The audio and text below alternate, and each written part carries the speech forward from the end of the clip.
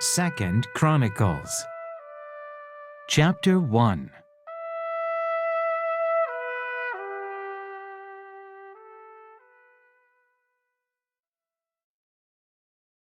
Solomon asked for wisdom. Solomon, son of David, established himself firmly over his kingdom, for the Lord his God was with him and made him exceedingly great. Then Solomon spoke to all Israel, to the commanders of thousands and commanders of hundreds, to the judges and to all the leaders in Israel, the heads of families, and Solomon and the whole assembly went to the high place at Gibeon, for God's tent of meeting was there, which Moses the Lord's servant had made in the desert. Now David had brought up the ark of God from Kiriath-jearim to the place he had prepared for it, because he had pitched a tent for it in Jerusalem. But the bronze altar that Bezalel son of Uri, the son of Hur, had made was in Gibeon in front of the tabernacle of the Lord. So Solomon and the assembly inquired of him there.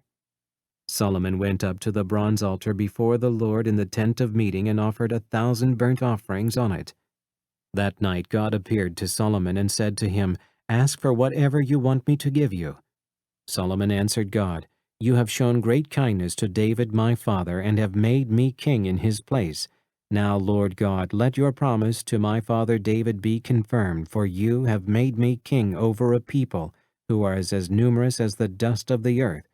Give me wisdom and knowledge, that I may lead this people, for who is able to govern this great people of yours?" God said to Solomon, "Since this is your heart's desire, and you have not asked for wealth, riches, or honor, nor for the death of your enemies, and since you have not asked for a long life, but for wisdom and knowledge to govern my people over whom I have made you king, therefore wisdom and knowledge will be given you. And I will also give you wealth, riches, and honor, such as no king who was before you ever had, and none after you will have." Then Solomon went to Jerusalem from the high place at Gibeon, from before the tent of meeting, and he reigned over Israel. Solomon accumulated chariots and horses. He had 1,400 chariots and 12,000 horses, which he kept in the chariot cities, and also with him in Jerusalem. The king made silver and gold as common in Jerusalem as stones, and cedar as plentiful as sycamore fig trees in the foothills. Solomon's horses were imported from Egypt and from Kue. The royal merchants purchased them from Kue. They imported a chariot from Egypt for 600 shekels of silver, and also a horse for 150. They also exported them to all the kings of the Hittites and of the Arameans.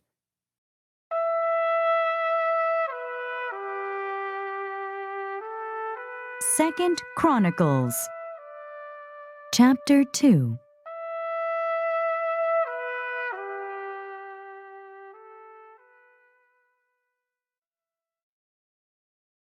Preparations for building the temple.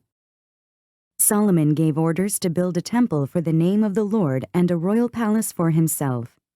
He conscripted 70,000 men as carriers, and 80,000 as stonecutters in the hills, and 3,600 as foremen over them. Solomon sent this message to Hiram, king of Tyre: "Send me cedar logs as you did for my father David, when you sent him cedar to build a palace to live in. Now I am about to build a temple for the name of the Lord my God, and to dedicate it to him for burning fragrant incense before him, for setting out the consecrated bread regularly, and for making burnt offerings every morning and evening, and on Sabbaths and new moons, and at the appointed feasts of the Lord our God. This is a lasting ordinance for Israel. The temple I am going to build will be great, because our God is greater than all other gods. But who is able to build a temple for him, since the heavens, even the highest heavens, cannot contain him? Who then am I to build a temple for him, except as a place to burn sacrifices before him? Send me, therefore, a man skilled to work in gold and silver, bronze and iron, and in purple, crimson, and blue yarn, and experience in the art of engraving, to work in Judah and Jerusalem with my skilled craftsmen, whom my father David provided. Send me also cedar, pine, and algum logs from Lebanon, for I know that your men are skilled in cutting timber there. My men will work with yours to provide me with plenty of lumber, because the temple I build must be large and magnificent. I will give your servants, the woodsmen who cut the timber, 20,000 cores of ground wheat, 20,000 cores of barley, 20,000 baths of wine, and 20,000 baths of olive oil." Hiram, king of Tyre, replied by letter to Solomon, "Because the Lord loves his people, he has made you their king." And Hiram added, "Praise be to the Lord, the God of Israel, who made heaven and earth. He has given King David a wise son, endowed with intelligence and discernment, who will build a temple for the Lord and a palace for himself. I am sending you Huram-Abi, a man of great skill, whose mother was from Dan and whose father was from Tyre. He is trained to work in gold and silver, bronze and iron, stone and wood, and with purple and blue and crimson yarn and fine linen. He is experienced in all kinds of engraving and can execute any design given to him. He will work with your craftsmen and with those of my lord, David your father. Now let my lord send his servants the wheat and barley and the olive oil and wine he promised. And we will cut all the logs from Lebanon that you need, and will float them in rafts by sea down to Joppa. You can then take them up to Jerusalem." Solomon took a census of all the aliens who were in Israel after the census his father David had taken, and they were found to be 153,600. He assigned 70,000 of them to be carriers and 80,000 to be stone cutters in the hills, with 3,600 foremen over them to keep the people working.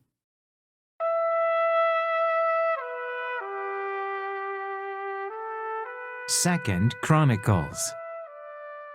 Chapter 3.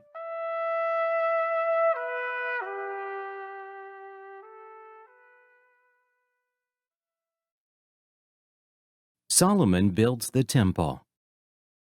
Then Solomon began to build the temple of the Lord in Jerusalem on Mount Moriah, where the Lord had appeared to his father David. It was on the threshing floor of Araunah the Jebusite, the place provided by David. He began building on the 2nd day of the 2nd month in the 4th year of his reign. The foundation Solomon laid for building the temple of God was 60 cubits long and 20 cubits wide, using the cubit of the old standard.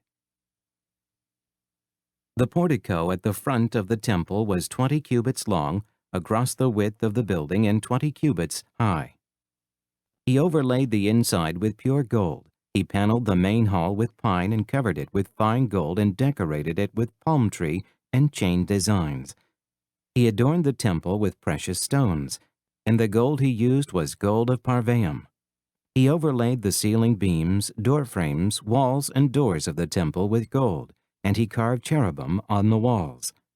He built the most holy place, its length corresponding to the width of the temple, 20 cubits long and 20 cubits wide. He overlaid the inside with 600 talents of fine gold. The gold nails weighed 50 shekels. He also overlaid the upper parts with gold. In the most holy place he made a pair of sculptured cherubim and overlaid them with gold. The total wingspan of the cherubim was 20 cubits. One wing of the first cherub was 5 cubits long and touched the temple wall, while its other wing, also 5 cubits long, touched the wing of the other cherub.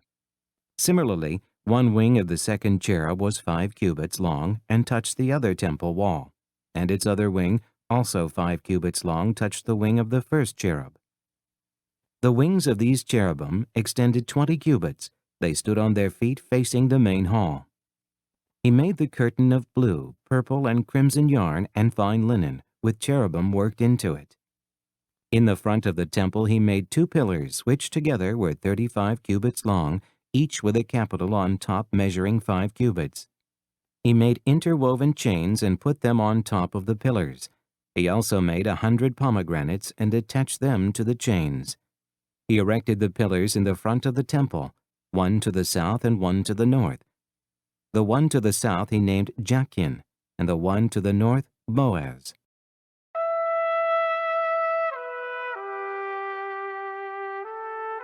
Second Chronicles. Chapter 4.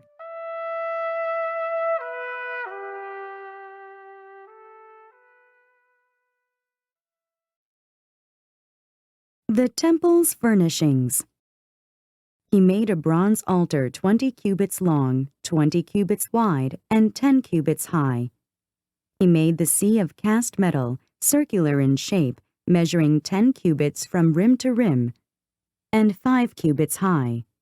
It took a line of 30 cubits to measure around it. Below the rim, figures of bulls encircled it, 10 to a cubit. The bulls were cast in 2 rows in one piece with the sea. The sea stood on 12 bulls, 3 facing north, 3 facing west, 3 facing south, and 3 facing east. The sea rested on top of them, and their hindquarters were toward the center. It was a handbreadth in thickness, and its rim was like the rim of a cup, like a lily blossom. It held 3,000 baths.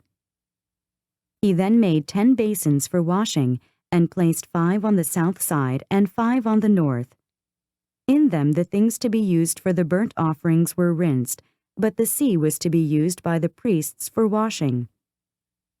He made 10 gold lampstands according to the specifications for them, and placed them in the temple, 5 on the south side and 5 on the north.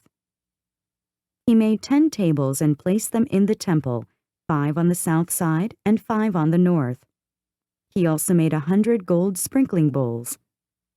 He made the courtyard of the priests and the large court and the doors for the court, and overlaid the doors with bronze. He placed the sea on the south side at the southeast corner. He also made the pots and shovels and sprinkling bowls. So Hiram finished the work he had undertaken for King Solomon in the temple of God. The 2 pillars, the 2 bowl-shaped capitals on top of the pillars, the 2 sets of network decorating the 2 bowl-shaped capitals on top of the pillars, the 400 pomegranates for the 2 sets of network, 2 rows of pomegranates for each network, decorating the bowl-shaped capitals on top of the pillars, the stands with their basins, the sea and the 12 bowls under it, the pots, shovels, meat forks, and all related articles. All the objects that Hiram-Abi made for King Solomon for the temple of the Lord were of polished bronze. The king had them cast in clay molds in the plain of the Jordan between Succoth and Zarethan. All these things that Solomon made amounted to so much that the weight of the bronze was not determined. Solomon also made all the furnishings that were in God's temple, the golden altar, the tables on which was the bread of the presence, the lampstands of pure gold with their lamps, to burn in front of the inner sanctuary as prescribed. The gold floral work and lamps and tongs, they were solid gold. The pure gold wick trimmers, sprinkling bowls, dishes, and censers, and the gold doors of the temple, the inner doors to the most holy place, and the doors of the main hall.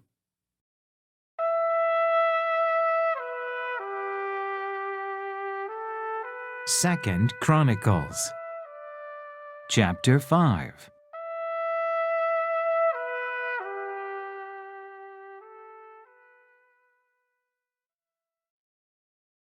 When all the work Solomon had done for the temple of the Lord was finished, he brought in the things his father David had dedicated, the silver and gold and all the furnishings, and he placed them in the treasuries of God's temple. The ark brought to the temple. Then Solomon summoned to Jerusalem the elders of Israel, all the heads of the tribes and the chiefs of the Israelite families, to bring up the ark of the Lord's covenant from Zion, the city of David. And all the men of Israel came together to the king at the time of the festival in the 7th month. When all the elders of Israel had arrived, the Levites took up the ark, and they brought up the ark and the tent of meeting and all the sacred furnishings in it. The priests, who were Levites, carried them up, and King Solomon and the entire assembly of Israel that had gathered about him were before the ark sacrificing so many sheep and cattle that they could not be recorded or counted. The priests then brought the ark of the Lord's covenant to its place in the inner sanctuary of the temple, the most holy place, and put it beneath the wings of the cherubim. The cherubim spread their wings over the place of the ark and covered the ark and its carrying poles. These poles were so long that their ends extending from the ark could be seen from in front of the inner sanctuary, but not from outside the holy place. and they are still there today. There was nothing in the ark except the 2 tablets that Moses had placed in it at Horeb, where the Lord made a covenant with the Israelites after they came out of Egypt. The priests then withdrew from the holy place. All the priests who were there had consecrated themselves regardless of their divisions. All the Levites who were musicians, Asaph, Heman, Jeduthun, and their sons and relatives stood on the east side of the altar, dressed in fine linen and playing cymbals, harps, and lyres. They were accompanied by 120 priests, sounding trumpets. The trumpeters and singers joined in unison, as with one voice, to give praise and thanks to the Lord. Accompanied by trumpets, cymbals, and other instruments, they raised their voices in praise to the Lord and sang, "He is good, His love endures forever." Then the temple of the Lord was filled with a cloud, and the priests could not perform their service because of the cloud, for the glory of the Lord filled the temple of God.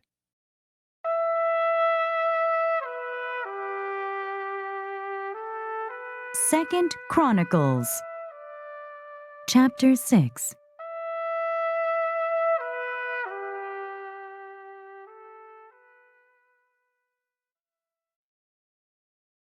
Then Solomon said, "The Lord has said that he would dwell in a dark cloud. I have built a magnificent temple for you, a place for you to dwell forever." While the whole assembly of Israel was standing there, the king turned around and blessed them. Then he said, "Praise be to the Lord, the God of Israel, who with his hands has fulfilled what he promised with his mouth to my father David. For he said, 'Since the day I brought my people out of Egypt, I have not chosen a city in any tribe of Israel to have a temple built for my name to be there, nor have I chosen anyone to be the leader over my people Israel. But now I have chosen Jerusalem for my name to be there, and I have chosen David to rule my people Israel.' My father David had it in his heart to build a temple for the name of the Lord, the God of Israel. But the Lord said to my father David, 'Because it was in your heart to build a temple for my name, you did well to have this in your heart. Nevertheless, you are not the one to build the temple, but your son, who is your own flesh and blood. He is the one who will build the temple for my name.' The Lord has kept the promise he made. I have succeeded David my father, and now I sit on the throne of Israel, just as the Lord promised, and I have built the temple for the name of the Lord, the God of Israel. There I have placed the ark, in which is the covenant of the Lord that he made with the people of Israel." Solomon's prayer of dedication. Then Solomon stood before the altar of the Lord in front of the whole assembly of Israel and spread out his hands. Now he had made a bronze platform, 5 cubits long, 5 cubits wide, and 3 cubits high, and had placed it in the center of the outer court. He stood on the platform and then knelt down before the whole assembly of Israel and spread out his hands toward heaven. He said, "O Lord, God of Israel, there is no God like you in heaven or on earth. You who keep your covenant of love with your servants who continue wholeheartedly in your way. You have kept your promise to your servant David my father. With your mouth you have promised, and with your hand you have fulfilled it, as it is today. Now, Lord, God of Israel, keep for your servant David my father the promises you made to him when you said, 'You shall never fail to have a man to sit before me on the throne of Israel, if only your sons are careful in all they do to walk before me according to my law, as you have done.' And now, O Lord, God of Israel, let your word that you promised your servant David come true." But will God really dwell on earth with men? The heavens, even the highest heavens, cannot contain you. How much less this temple I have built? Yet give attention to your servant's prayer and his plea for mercy, O Lord my God. Hear the cry and the prayer that your servant is praying in your presence. May your eyes be open toward this temple day and night, this place of which you said you would put your name there. May you hear the prayer your servant prays toward this place. Hear the supplications of your servant, and of your people Israel when they pray toward this place. Hear from heaven, your dwelling place, and when you hear, forgive. When a man wrongs his neighbor and is required to take an oath, and he comes and swears the oath before your altar in this temple, then hear from heaven and act. Judge between your servants, repaying the guilty by bringing down on his own head what he has done. Declare the innocent not guilty, and so establish his innocence. When your people Israel have been defeated by an enemy because they have sinned against you, and when they turn back and confess your name, praying and making supplication before you in this temple, then hear from heaven and forgive the sin of your people Israel, and bring them back to the land you gave to them and their fathers.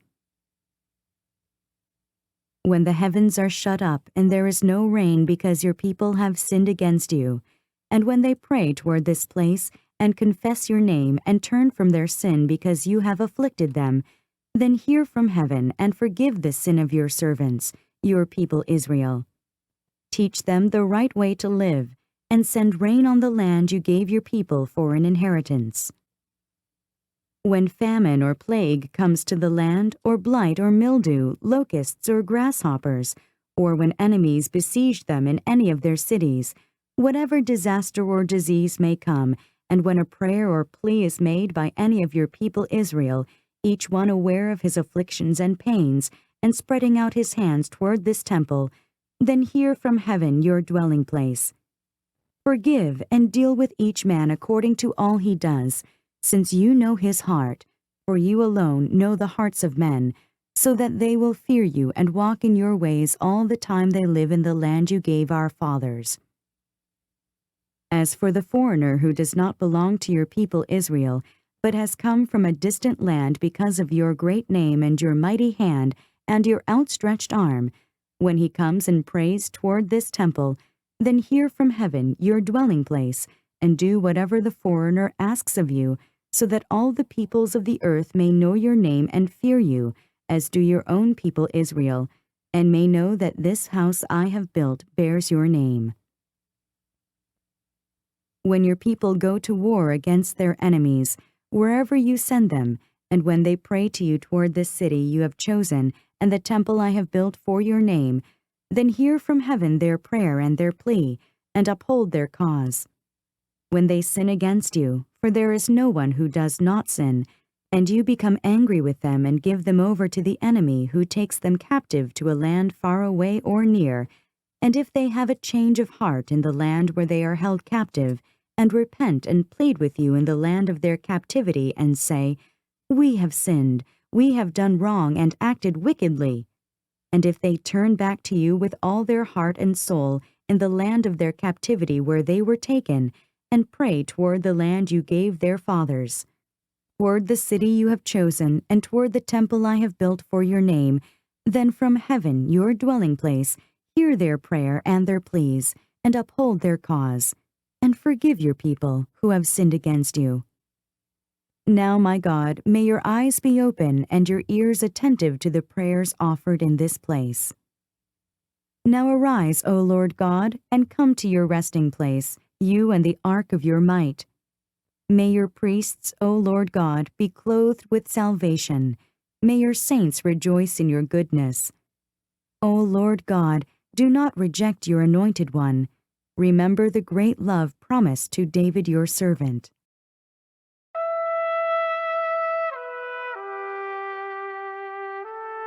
Second Chronicles, chapter 7.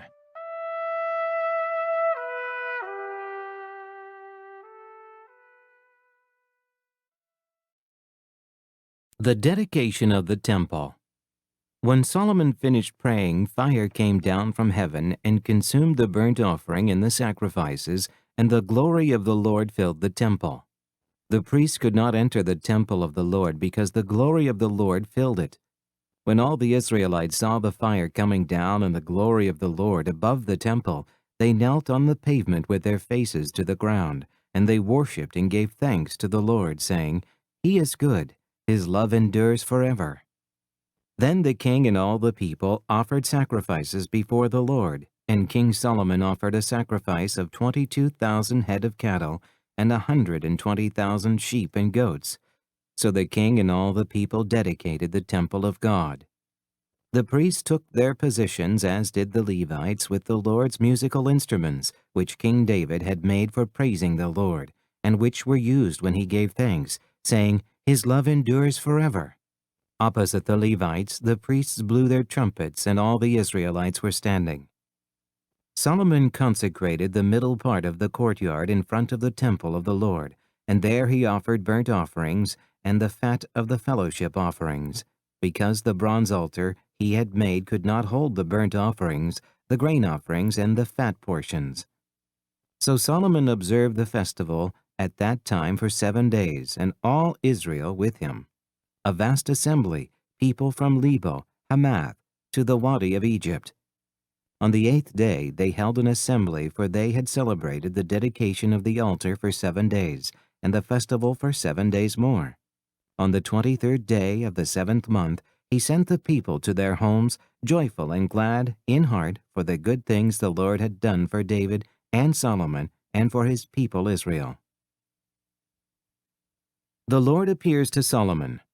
When Solomon had finished the temple of the Lord in the royal palace and had succeeded in carrying out all he had in mind to do in the temple of the Lord and in his own palace, the Lord appeared to him at night and said, "I have heard your prayer and have chosen this place for myself as a temple for sacrifices. When I shut up the heavens so that there is no rain, or command locusts to devour the land, or send a plague among my people, if my people who are called by my name will humble themselves and pray and seek my face and turn from their wicked ways, then will I hear from heaven and will forgive their sin and will heal their land. Now my eyes will be open and my ears attentive to the prayers offered in this place. I have chosen and consecrated this temple so that my name may be there forever. My eyes and my heart will always be there. As for you, if you walk before me as David your father did, and do all I command, and observe my decrees and laws, I will establish your royal throne, as I covenanted with David your father when I said, 'You shall never fail to have a man to rule over Israel.' But if you turn away and forsake the decrees and commands I have given you, and go off to serve other gods and worship them, then I will uproot Israel from my land which I have given them, and will reject this temple I have consecrated for my name. I will make it a byword and an object of ridicule among all peoples. And though this temple is now so imposing, all who pass by will be appalled and say, 'Why has the Lord done such a thing to this land and to the temple?' People will answer, 'Because they have forsaken the Lord, the God of their fathers, who brought them out of Egypt, and have embraced other gods, worshipping and serving them. That is why he brought all this disaster on them.'"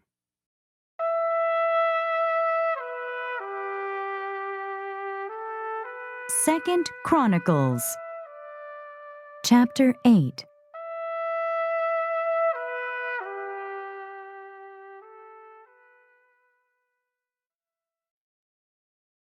Solomon's other activities.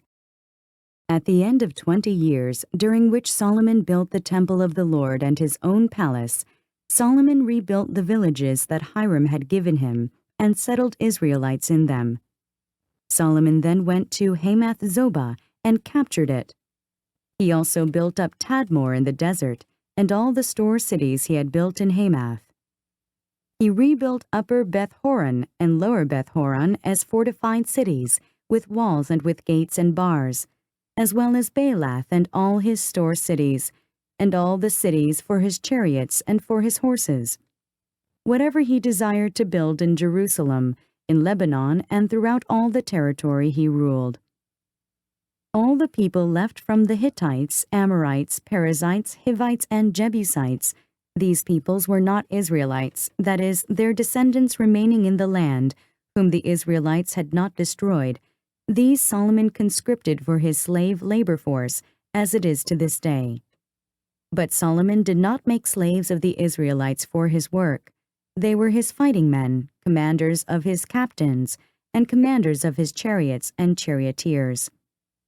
They were also King Solomon's chief officials, 250 officials supervising the men.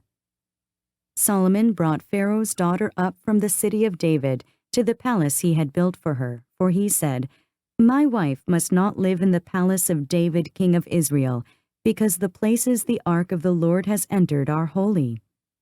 On the altar of the Lord that he had built in front of the portico, Solomon sacrificed burnt offerings to the Lord, according to the daily requirement for offerings commanded by Moses for Sabbaths, new moons, and the 3 annual feasts, the Feast of Unleavened Bread, the Feast of Weeks, and the Feast of Tabernacles.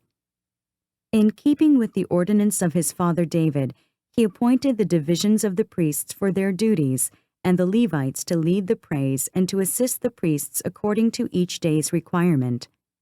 He also appointed the gatekeepers by divisions for the various gates, because this was what David the man of God had ordered.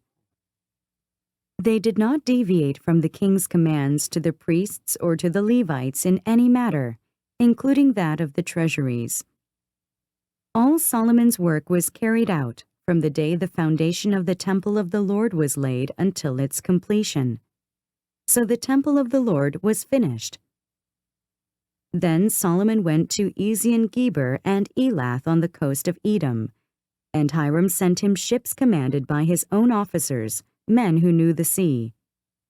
These, with Solomon's men, sailed to Ophir and brought back 450 talents of gold, which they delivered to King Solomon.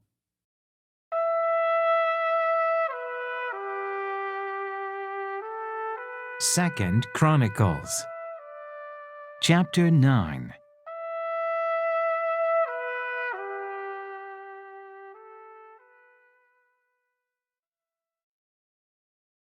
The Queen of Sheba visits Solomon. When the Queen of Sheba heard of Solomon's fame, she came to Jerusalem to test him with hard questions. Arriving with a very great caravan with camels carrying spices, large quantities of gold and precious stones, she came to Solomon and talked with him about all she had on her mind. Solomon answered all her questions. Nothing was too hard for him to explain to her. When the Queen of Sheba saw the wisdom of Solomon as well as the palace he had built, the food on his table, the seating of his officials, the attending servants in their robes, the cupbearers in their robes, and the burnt offerings he made at the temple of the Lord, she was overwhelmed. She said to the king, "The report I heard in my own country about your achievements and your wisdom is true, but I did not believe what they said until I came and saw with my own eyes.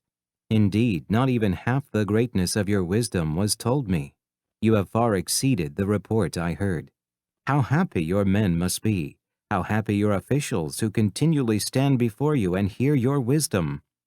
Praise be to the Lord, your God, who has delighted in you and placed you on his throne as king to rule for the Lord your God. Because of the love of your God for Israel and his desire to uphold them forever, he has made you king over them to maintain justice and righteousness." Then she gave the king 120 talents of gold, large quantities of spices and precious stones. There had never been such spices as those the Queen of Sheba gave to King Solomon. The men of Hiram and the men of Solomon brought gold from Ophir. They also brought algum wood and precious stones. The king used the algum wood to make steps for the temple of the Lord, and for the royal palace, and to make harps and lyres for the musicians. Nothing like them had ever been seen in Judah. King Solomon gave the Queen of Sheba all she desired and asked for. He gave her more than she had brought to him. Then she left and returned with her retinue to her own country. Solomon's splendor. The weight of the gold that Solomon received yearly was 666 talents, not including the revenues brought in by merchants and traders. Also all the kings of Arabia and the governors of the land brought gold and silver to Solomon. King Solomon made 200 large shields of hammered gold. 600 bekahs of hammered gold went to each shield. He also made 300 small shields of hammered gold, with 300 bekahs of gold in each shield. The king put them in the palace of the forest of Lebanon. Then the king made a great throne inlaid with ivory and overlaid with pure gold. The throne had 6 steps, and a footstool of gold was attached to it. On both sides of the seat were armrests with a lion standing beside each of them. 12 lions stood on the 6 steps, one at either end of each step. Nothing like it had ever been made for any other kingdom. All King Solomon's goblets were gold, and all the household articles in the palace of the forest of Lebanon were pure gold. Nothing was made of silver, because silver was considered of little value in Solomon's day. The king had a fleet of trading ships manned by Hiram's men. Once every 3 years it returned, carrying gold, silver, and ivory, and apes and baboons. King Solomon was greater in riches and wisdom than all the other kings of the earth. All the kings of the earth sought audience with Solomon to hear the wisdom God had put in his heart. Year after year, everyone who came brought a gift, articles of silver and gold and robes, weapons and spices, and horses and mules. Solomon had 4,000 stalls for horses and chariots, and 12,000 horses, which he kept in the chariot cities, and also with him in Jerusalem. He ruled over all the kings from the river to the land of the Philistines, as far as the border of Egypt. The king made silver as common in Jerusalem as stones, and cedar as plentiful as sycamore fig trees in the foothills. Solomon's horses were imported from Egypt and from all other countries. Solomon's death. As for the other events of Solomon's reign from beginning to end, are they not written in the records of Nathan the prophet, in the prophecy of Ahijah the Shilonite, and in the visions of Iddo the seer concerning Jeroboam son of Nebat? Solomon reigned in Jerusalem over all Israel 40 years. Then he rested with his fathers and was buried in the city of David his father. And Rehoboam his son succeeded him as king.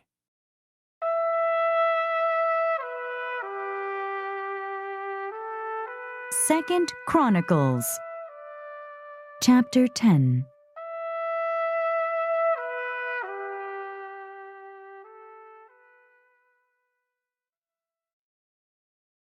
Israel rebels against Rehoboam. Rehoboam went to Shechem, for all the Israelites had gone there to make him king. When Jeroboam son of Nebat heard this, he was in Egypt where he had fled from King Solomon. He returned from Egypt. So they sent for Jeroboam, and he and all Israel went to Rehoboam and said to him, "Your father put a heavy yoke on us, but now lighten the harsh labor and the heavy yoke he put on us, and we will serve you." Rehoboam answered, "Come back to me in 3 days." So the people went away. Then King Rehoboam consulted the elders who had served his father Solomon during his lifetime. "How would you advise me to answer these people?" he asked. They replied, "If you will be kind to these people and please them and give them a favorable answer, they will always be your servants." But Rehoboam rejected the advice the elders gave him and consulted the young men who had grown up with him and were serving him. He asked them, "What is your advice? How should we answer these people who say to me, 'Lighten the yoke your father put on us'?" The young men who had grown up with him replied, "Tell the people who have said to you, 'Your father put a heavy yoke on us, but make our yoke lighter.' Tell them, 'My little finger is thicker than my father's waist. My father laid on you a heavy yoke. I will make it even heavier. My father scourged you with whips. I will scourge you with scorpions." 3 days later, Jeroboam and all the people returned to Rehoboam as the king had said, "Come back to me in 3 days." The king answered them harshly. Rejecting the advice of the elders, he followed the advice of the young men and said, "My father made your yoke heavy. I will make it even heavier. My father scourged you with whips. I will scourge you with scorpions." So the king did not listen to the people, for this turn of events was from God, to fulfill the word the Lord had spoken to Jeroboam son of Nebat through Ahijah the Shilonite. When all Israel saw that the king refused to listen to them, they answered the king, "What share do we have in David? What part in Jesse's son? To your tents, O Israel! Look after your own house, O David." So all the Israelites went home. But as for the Israelites who were living in the towns of Judah, Rehoboam still ruled over them. King Rehoboam sent out Adoniram, who was in charge of forced labor, but the Israelites stoned him to death. King Rehoboam, however, managed to get into his chariot and escape to Jerusalem. So Israel has been in rebellion against the house of David to this day.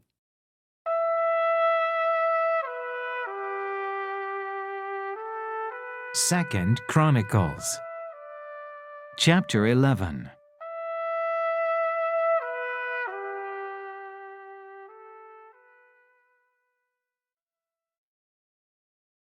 When Rehoboam arrived in Jerusalem, he mustered the house of Judah and Benjamin, 180,000 fighting men, to make war against Israel and to regain the kingdom for Rehoboam.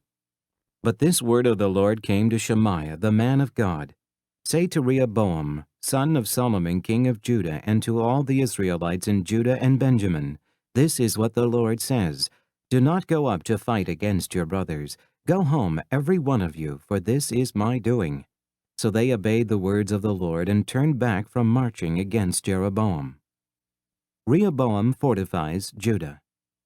Rehoboam lived in Jerusalem and built up towns for defense in Judah: Bethlehem, Etam, Tekoa, Bethzur, Socoh, Adullam, Gath, Mareshah, Ziph, Adoriam, Lachish, Azekah, Zorah, Aijalon, and Hebron.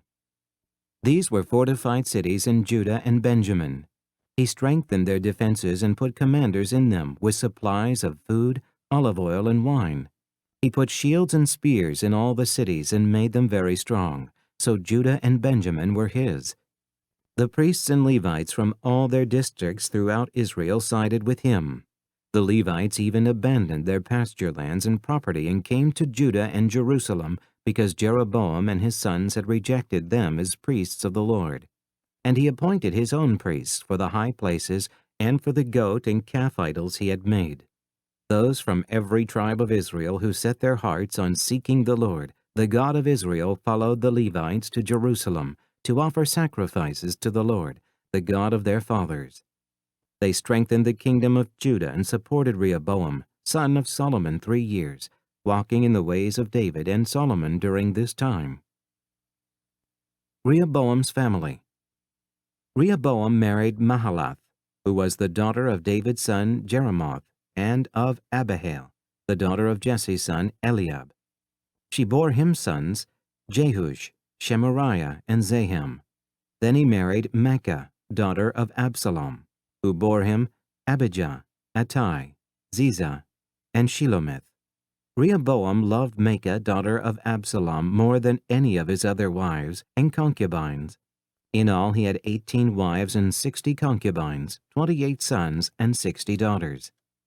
Rehoboam appointed Abijah, son of Maacah, to be the chief prince among his brothers, in order to make him king. He acted wisely, dispersing some of his sons throughout the districts of Judah and Benjamin and to all the fortified cities. He gave them abundant provisions and took many wives for them.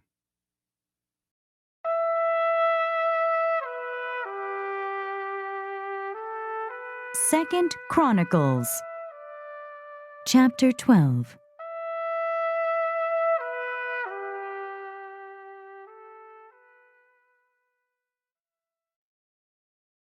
Shishak attacks Jerusalem. After Rehoboam's position as king was established and he had become strong, he and all Israel with him abandoned the law of the Lord. Because they had been unfaithful to the Lord, Shishak, king of Egypt, attacked Jerusalem in the 5th year of King Rehoboam. With 1,200 chariots and 60,000 horsemen, and the innumerable troops of Libyans, Sukkites, and Cushites that came with him from Egypt, he captured the fortified cities of Judah and came as far as Jerusalem. Then the prophet Shemaiah came to Rehoboam and to the leaders of Judah who had assembled in Jerusalem for fear of Shishak, and he said to them, "This is what the Lord says. You have abandoned me, therefore I now abandon you to Shishak." The leaders of Israel and the king humbled themselves and said, "The Lord is just." When the Lord saw that they humbled themselves, the word of the Lord came to Shemaiah. "Since they have humbled themselves, I will not destroy them, but will soon give them deliverance. My wrath will not be poured out on Jerusalem through Shishak. They will, however, become subject to him, so that they may learn the difference between serving me and serving the kings of other lands. When Shishak, king of Egypt, attacked Jerusalem, he carried off the treasures of the temple of the Lord and the treasures of the royal palace. He took everything, including the gold shields Solomon had made. So King Rehoboam made bronze shields to replace them, and assigned these to the commanders of the guard on duty at the entrance to the royal palace. Whenever the king went to the Lord's temple, the guards went with him, bearing the shields, and afterward they returned them to the guardroom. Because Rehoboam humbled himself, the Lord's anger turned from him, and he was not totally destroyed. Indeed, there was some good in Judah. King Rehoboam established himself firmly in Jerusalem and continued as king. He was 41 years old when he became king, and he reigned 17 years in Jerusalem, the city the Lord had chosen out of all the tribes of Israel in which to put his name. His mother's name was Naamah. She was an Ammonite. He did evil because he had not set his heart on seeking the Lord. As for the events of Rehoboam's reign, from beginning to end, are they not written in the records of Shemaiah the prophet and of Iddo the seer that deal with genealogies? There was continual warfare between Rehoboam and Jeroboam. Rehoboam rested with his fathers and was buried in the city of David. And Abijah his son succeeded him as king.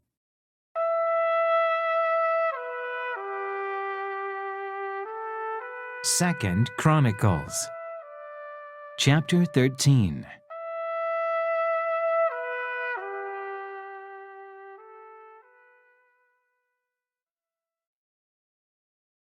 Abijah, king of Judah. In the 18th year of the reign of Jeroboam, Abijah became king of Judah, and he reigned in Jerusalem 3 years. His mother's name was Maachah, a daughter of Uriel of Gibeah.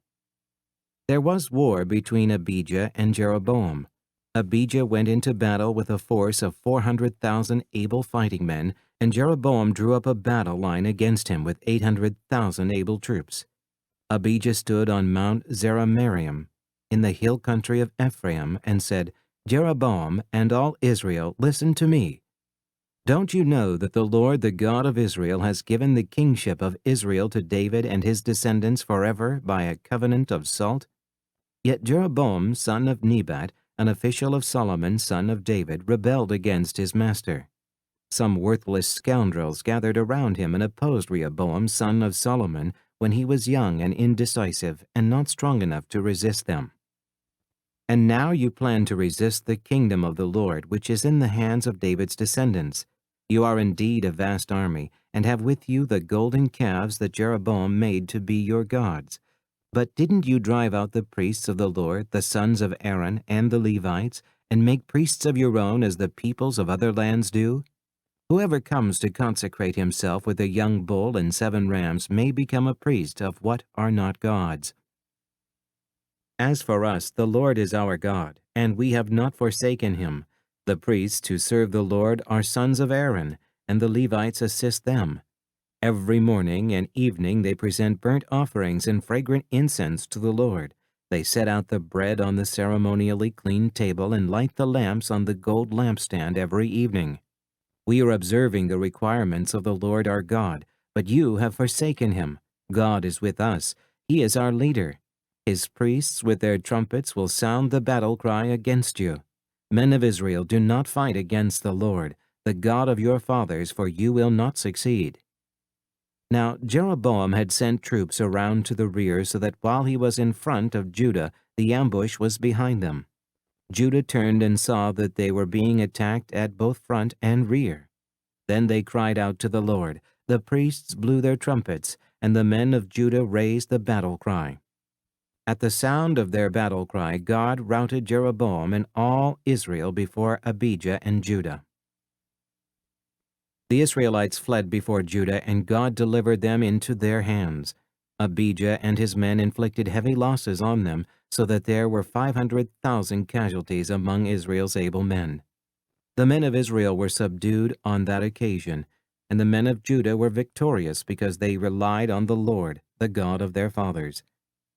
Abijah pursued Jeroboam and took from him the towns of Bethel, Jeshanah, and Ephron, with their surrounding villages.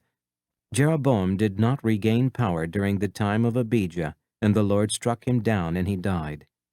But Abijah grew in strength. He married 14 wives and had 22 sons and 16 daughters. The other events of Abijah's reign, what he did and what he said, are written in the annotations of the prophet Iddo.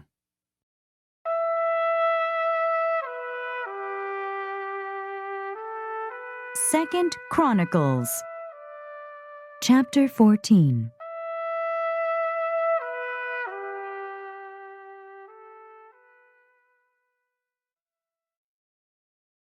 And Abijah rested with his fathers and was buried in the city of David. Asa his son succeeded him as king, and in his days the country was at peace for 10 years.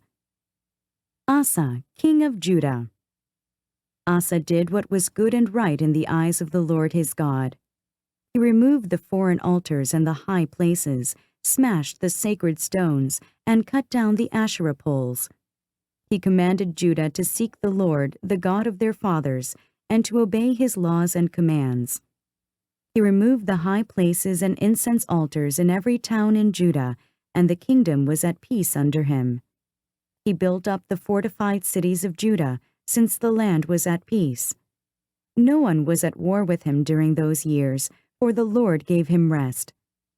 "Let us build up these towns," he said to Judah, "and put walls around them, with towers, gates, and bars. The land is still ours, because we have sought the Lord our God. We sought him, and he has given us rest on every side." So they built and prospered. Asa had an army of 300,000 men from Judah, equipped with large shields and with spears, and 280,000 from Benjamin, armed with small shields and with bows. All these were brave fighting men. Zerah the Cushite marched out against them with a vast army and 300 chariots, and came as far as Mareshah. Asa went out to meet him, and they took up battle positions in the valley of Zephathah near Mareshah. Then Asa called to the Lord his God and said, "Lord, there is no one like you to help the powerless against the mighty. Help us, O Lord our God, for we rely on you, and in your name we have come against this vast army. O Lord, you are our God. Do not let man prevail against you." The Lord struck down the Cushites before Asa and Judah. The Cushites fled, and Asa and his army pursued them as far as Gerar. Such a great number of Cushites fell that they could not recover. They were crushed before the Lord and his forces. The men of Judah carried off a large amount of plunder. They destroyed all the villages around Gerar, for the terror of the Lord had fallen upon them. They plundered all these villages, since there was much booty there. They also attacked the camps of the herdsmen and carried off droves of sheep and goats and camels. Then they returned to Jerusalem.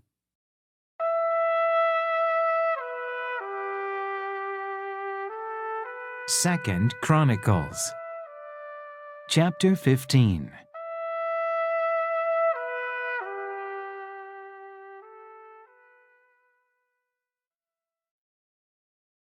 Asa's reform.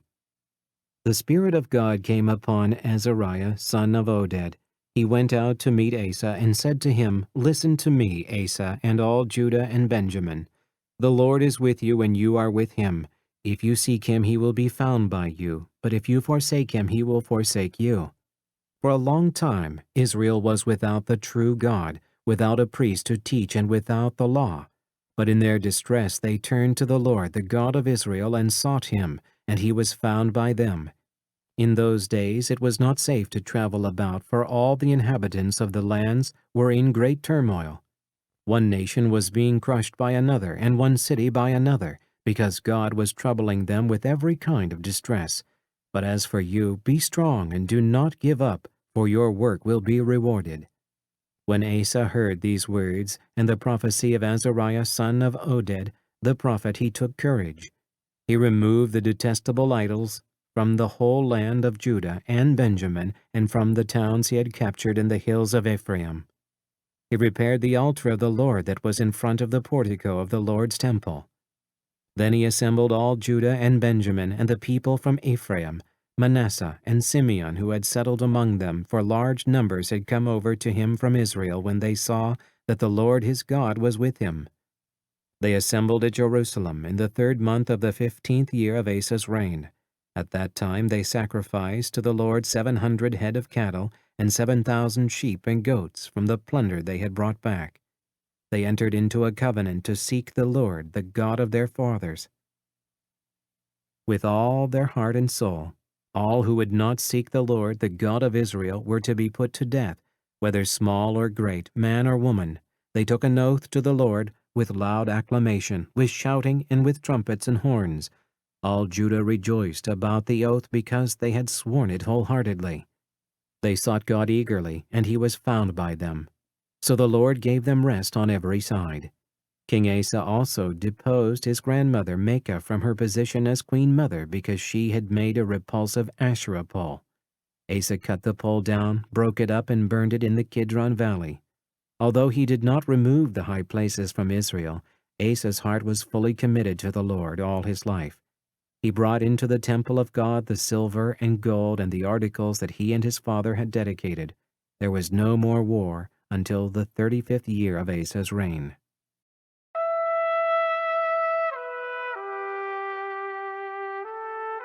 Second Chronicles, chapter 16.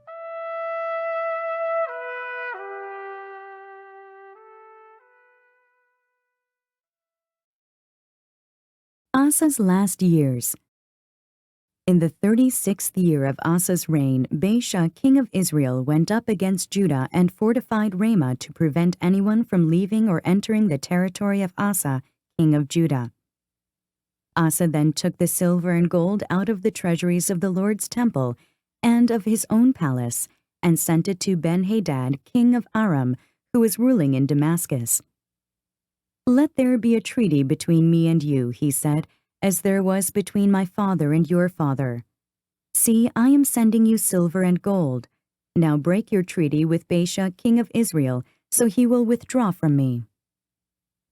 Ben-Hadad agreed with King Asa and sent the commanders of his forces against the towns of Israel. They conquered Ijon, Dan, Abel-Maim, and all the store cities of Naphtali. When Baasha heard this, he stopped building Ramah and abandoned his work. Then King Asa brought all the men of Judah, and they carried away from Ramah the stones and timber Baasha had been using. With them he built up Geba and Mizpah. At that time Hanani the seer came to Asa king of Judah and said to him, "Because you relied on the king of Aram and not on the Lord your God, the army of the king of Aram has escaped from your hand. Were not the Cushites and Libyans a mighty army with great numbers of chariots and horsemen? Yet when you relied on the Lord, he delivered them into your hand. For the eyes of the Lord range throughout the earth to strengthen those whose hearts are fully committed to him. You have done a foolish thing, and from now on you will be at war." Asa was angry with the seer because of this. He was so enraged that he put him in prison. At the same time, Asa brutally oppressed some of the people. The events of Asa's reign, from beginning to end, are written in the book of the kings of Judah and Israel. In the 39th year of his reign, Asa was afflicted with a disease in his feet. Though his disease was severe, even in his illness he did not seek help from the Lord, but only from the physicians.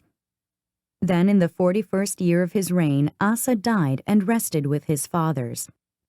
They buried him in the tomb that he had cut out for himself, in the city of David. They laid him on a bier covered with spices and various blended perfumes, and they made a huge fire in his honor.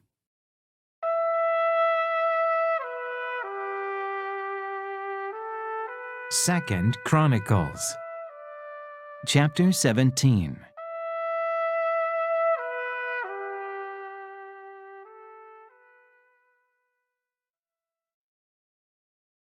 Jehoshaphat, king of Judah.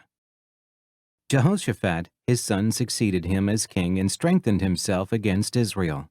He stationed troops in all the fortified cities of Judah and put garrisons in Judah and in the towns of Ephraim that his father Asa had captured. The Lord was with Jehoshaphat because in his early years he walked in the ways his father David had followed. He did not consult the Baals, but sought the God of his father and followed his commands rather than the practices of Israel. The Lord established the kingdom under his control, and all Judah brought gifts to Jehoshaphat, so that he had great wealth and honor. His heart was devoted to the ways of the Lord. Furthermore, he removed the high places and the Asherah poles from Judah. In the 3rd year of his reign, he sent his officials Ben-Hail, Obadiah, Zechariah, Nathaniel, and Micaiah to teach in the towns of Judah. With them were certain Levites: Shemaiah, Nethaniah, Zebediah, Asahel, Shemariamoth, Jehonathan, Adonijah, Tobijah, and Tob-Adonijah, and the priests Elishama and Jehoram. They taught throughout Judah, taking with them the book of the law of the Lord. They went around to all the towns of Judah and taught the people. The fear of the Lord fell on all the kingdoms of the land surrounding Judah, so that they did not make war with Jehoshaphat. Some Philistines brought Jehoshaphat gifts and silver as tribute, and the Arabs brought him flocks, 7,700 rams and 7,700 goats. Jehoshaphat became more and more powerful. He built forts and store cities in Judah and had large supplies in the towns of Judah. He also kept experienced fighting men in Jerusalem. Their enrollment by families was as follows: from Judah, commanders of units of 1,000. Adnah, the commander, with 300,000 fighting men. Next, Jehohanan, the commander, with 280,000. Next, Amasiah, son of Zichri, who volunteered himself for the service of the Lord, with 200,000. From Benjamin, Eliada, a valiant soldier, with 200,000 men armed with bows and shields. Next, Jehozabad, with 180,000 men armed for battle. These were the men who served the king, besides those he stationed in the fortified cities throughout Judah.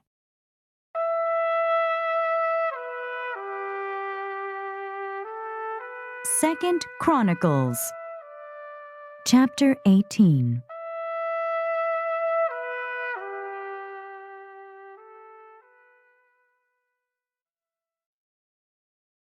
Micaiah prophesies against Ahab. Now Jehoshaphat had great wealth and honor, and he allied himself with Ahab by marriage. Some years later he went down to visit Ahab in Samaria. Ahab slaughtered many sheep and cattle for him and the people with him, and urged him to attack Ramoth-Gilead. Ahab, king of Israel, asked Jehoshaphat, king of Judah, "Will you go with me against Ramoth-Gilead?"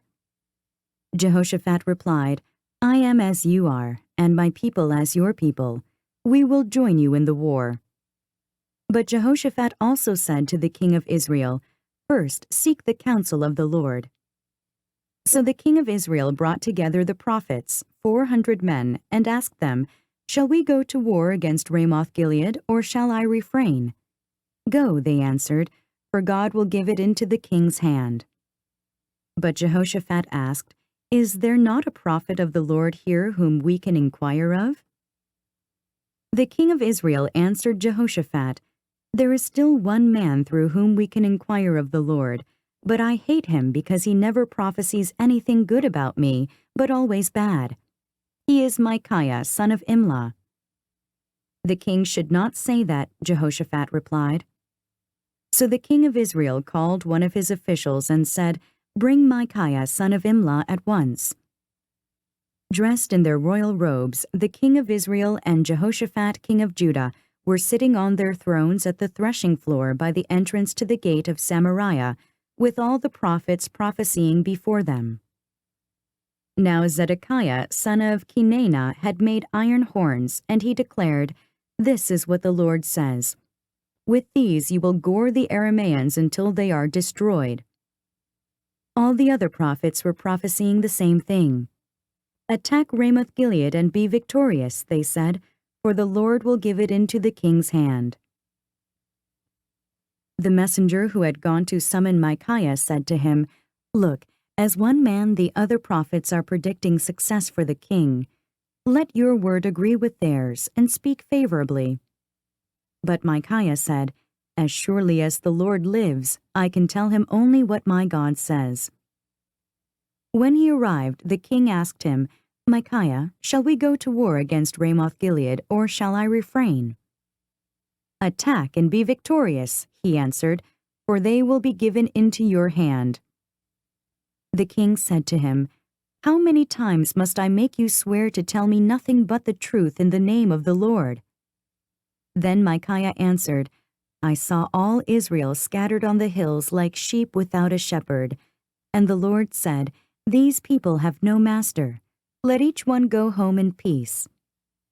The king of Israel said to Jehoshaphat, "Didn't I tell you that he never prophesies anything good about me, but only bad?" Micaiah continued, "Therefore hear the word of the Lord. I saw the Lord sitting on his throne with all the host of heaven standing on his right and on his left. And the Lord said, 'Who will entice Ahab king of Israel into attacking Ramoth-Gilead and going to his death there?' One suggested this, and another that. Finally a spirit came forward, stood before the Lord, and said, 'I will entice him.' 'By what means?' the Lord asked. 'I will go and be a lying spirit in the mouths of all his prophets,' he said. 'You will succeed in enticing him,' said the Lord. 'Go and do it.' So now the Lord has put a lying spirit in the mouths of these prophets of yours. The Lord has decreed disaster for you." Then Zedekiah son of Kenaanah went up and slapped Micaiah in the face. "Which way did the Spirit from the Lord go when he went from me to speak to you?" he asked. Micaiah replied, "You will find out on the day you go to hide in an inner room." The king of Israel then ordered, "Take Micaiah and send him back to Amon the ruler of the city, and to Joash the king's son, and say, 'This is what the king says. Put this fellow in prison, and give him nothing but bread and water until I return safely.'" Micaiah declared, "If you ever return safely, the Lord has not spoken through me." Then he added, "Mark my words, all you people." Ahab killed at Ramoth-Gilead. So the king of Israel and Jehoshaphat king of Judah went up to Ramoth-Gilead. The king of Israel said to Jehoshaphat, "I will enter the battle in disguise, but you wear your royal robes." So the king of Israel disguised himself and went into battle. Now the king of Aram had ordered his chariot commanders, "Do not fight with anyone, small or great, except the king of Israel." When the chariot commanders saw Jehoshaphat, they thought, "This is the king of Israel." So they turned to attack him, but Jehoshaphat cried out, and the Lord helped him. God drew them away from him, for when the chariot commanders saw that he was not the king of Israel, they stopped pursuing him. But someone drew his bow at random and hit the king of Israel between the sections of his armor. The king told the chariot driver, "Wheel around and get me out of the fighting. I've been wounded." All day long the battle raged, and the king of Israel propped himself up in his chariot facing the Arameans until evening. Then at sunset he died.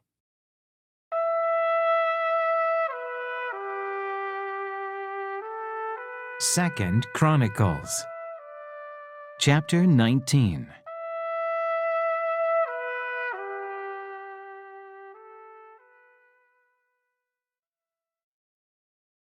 When Jehoshaphat king of Judah returned safely to his palace in Jerusalem, Jehu the seer, the son of Hanani, went out to meet him and said to the king, "Should you help the wicked and love those who hate the Lord?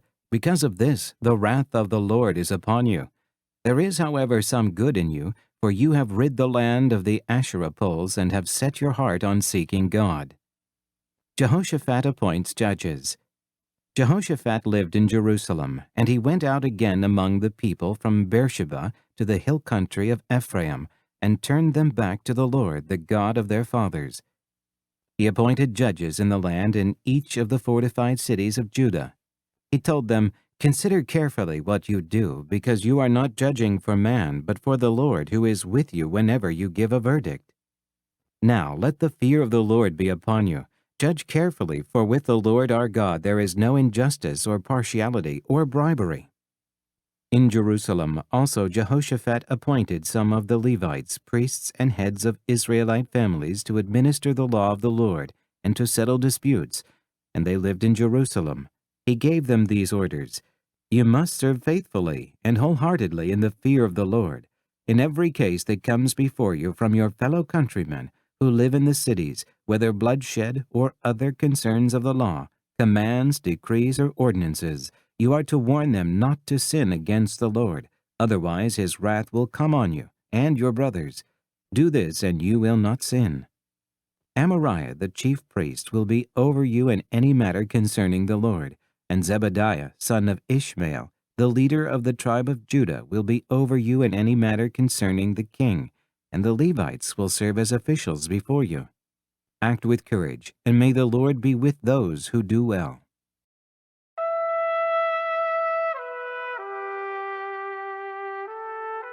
Second Chronicles, chapter 20.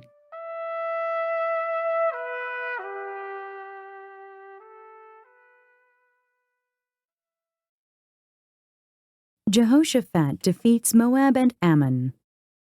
After this, the Moabites and Ammonites with some of the Meunites came to make war on Jehoshaphat. Some men came and told Jehoshaphat, "A vast army is coming against you from Edom, from the other side of the sea. It is already in Hazazon Tamar, that is, En-Gedi." Alarmed, Jehoshaphat resolved to inquire of the Lord, and he proclaimed a fast for all Judah. The people of Judah came together to seek help from the Lord. Indeed, they came from every town in Judah to seek him. Then Jehoshaphat stood up in the assembly of Judah and Jerusalem at the temple of the Lord in the front of the new courtyard, and said, "O Lord, God of our fathers, are you not the God who is in heaven? You rule over all the kingdoms of the nations. Power and might are in your hand, and no one can withstand you. O our God, did you not drive out the inhabitants of this land before your people Israel, and give it forever to the descendants of Abraham your friend? They have lived in it and have built in it a sanctuary for your name, saying, 'If calamity comes upon us, whether the sword of judgment or plague or famine, we will stand in your presence before this temple that bears your name, and will cry out to you in our distress, and you will hear us and save us.' But now here are men from Ammon, Moab, and Mount Seir, whose territory you would not allow Israel to invade when they came from Egypt, so they turned away from them and did not destroy them. See how they are repaying us by coming to drive us out of the possession you gave us as an inheritance. O our God, will you not judge them? For we have no power to face this vast army that is attacking us. We do not know what to do, but our eyes are upon you." All the men of Judah with their wives and children and little ones stood there before the Lord. Then the Spirit of the Lord came upon Jahaziel son of Zechariah, the son of Benaiah, the son of Jael, the son of Mattaniah, a Levite and descendant of Asaph, as he stood in the assembly. He said, "Listen, King Jehoshaphat, and all who live in Judah and Jerusalem. This is what the Lord says to you. Do not be afraid or discouraged because of this vast army. For the battle is not yours, but God's. Tomorrow march down against them. They will be climbing up by the pass of Ziz, and you will find them at the end of the gorge in the desert of Jeruel. You will not have to fight this battle. Take up your positions, stand firm, and see the deliverance the Lord will give you, O Judah and Jerusalem. Do not be afraid. Do not be discouraged. Go out to face them tomorrow, and the Lord will be with you." Jehoshaphat bowed with his face to the ground, and all the people of Judah and Jerusalem fell down in worship before the Lord. Then some Levites from the Kohathites and Korahites stood up and praised the Lord, the God of Israel, with very loud voice. Early in the morning they left for the desert of Tekoa. As they set out, Jehoshaphat stood and said, "Listen to me, Judah and people of Jerusalem. Have faith in the Lord your God, and you will be upheld. Have faith in his prophets, and you will be successful." After consulting the people, Jehoshaphat appointed men to sing to the Lord and to praise him for the splendor of his holiness as they went out at the head of the army, saying, "Give thanks to the Lord, for his love endures forever." As they began to sing and praise, the Lord set ambushes against the men of Ammon and Moab and Mount Seir who were invading Judah, and they were defeated. The men of Ammon and Moab rose up against the men from Mount Seir to destroy and annihilate them. After they finished slaughtering the men from Seir, they helped to destroy one another. When the men of Judah came to the place that overlooks the desert and looked toward the vast army, they saw only dead bodies lying on the ground. No one had escaped. So Jehoshaphat and his men went to carry off their plunder, and they found among them a great amount of equipment and clothing, and also articles of value, more than they could take away. There was so much plunder that it took 3 days to collect it. On the 4th day they assembled in the valley of Berakah, where they praised the Lord. This is why it is called the Valley of Berakah to this day. Then, led by Jehoshaphat, all the men of Judah and Jerusalem returned joyfully to Jerusalem, for the Lord had given them cause to rejoice over their enemies. They entered Jerusalem and went to the temple of the Lord with harps and lutes and trumpets. The fear of God came upon all the kingdoms of the countries when they heard how the Lord had fought against the enemies of Israel. And the kingdom of Jehoshaphat was at peace, for his God had given him rest on every side. The end of Jehoshaphat's reign. So Jehoshaphat reigned over Judah. He was 35 years old when he became king of Judah, and he reigned in Jerusalem 25 years. His mother's name was Azubah, daughter of Shilhi. He walked in the ways of his father Asa, and did not stray from them. He did what was right in the eyes of the Lord. The high places, however, were not removed, and the people still had not set their hearts on the God of their fathers. The other events of Jehoshaphat's reign from beginning to end are written in the annals of Jehu, son of Hanani, which are recorded in the book of the kings of Israel. Later, Jehoshaphat, king of Judah, made an alliance with Ahaziah, king of Israel, who was guilty of wickedness. He agreed with him to construct a fleet of trading ships. After these were built at Ezion-Geber, Eliezer, son of Dodavahu of Mareshah, prophesied against Jehoshaphat, saying, "Because you have made an alliance with Ahaziah, the Lord will destroy what you have made." The ships were wrecked and were not able to set sail to trade.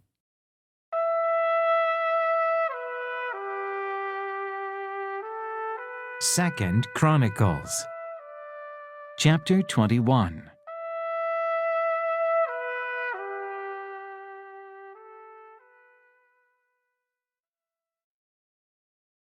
Then Jehoshaphat rested with his fathers and was buried with them in the city of David, and Jehoram his son succeeded him as king. Jehoram's brothers, the sons of Jehoshaphat, were Azariah, Jehiel, Zechariah, Azariahu, Michael, and Shephatiah. All these were sons of Jehoshaphat, king of Israel. Their father had given them many gifts of silver and gold and articles of value, as well as fortified cities in Judah, but he had given the kingdom to Jehoram because he was his firstborn son. Jehoram, king of Judah. When Jehoram established himself firmly over his father's kingdom, he put all his brothers to the sword along with some of the princes of Israel. Jehoram was 32 years old when he became king, and he reigned in Jerusalem 8 years. He walked in the ways of the kings of Israel, as the house of Ahab had done, for he married a daughter of Ahab. He did evil in the eyes of the Lord. Nevertheless, because of the covenant the Lord had made with David, the Lord was not willing to destroy the house of David. He had promised to maintain a lamp for him and his descendants forever. In the time of Jehoram, Edom rebelled against Judah and set up its own king. So Jehoram went there with his officers and all his chariots.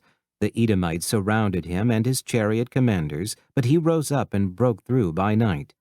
To this day, Edom has been in rebellion against Judah. Libnah revolted at the same time because Jehoram had forsaken the Lord, the God of his fathers. He had also built high places on the hills of Judah and had caused the people of Jerusalem to prostitute themselves and had led Judah astray. Jehoram received a letter from Elijah, the prophet, which said, "This is what the Lord, the God of your father David, says. You have not walked in the ways of your father Jehoshaphat or of Asa, king of Judah, but you have walked in the ways of the kings of Israel, and you have led Judah and the people of Jerusalem to prostitute themselves, just as the house of Ahab did. You have also murdered your own brothers, members of your father's house, men who were better than you.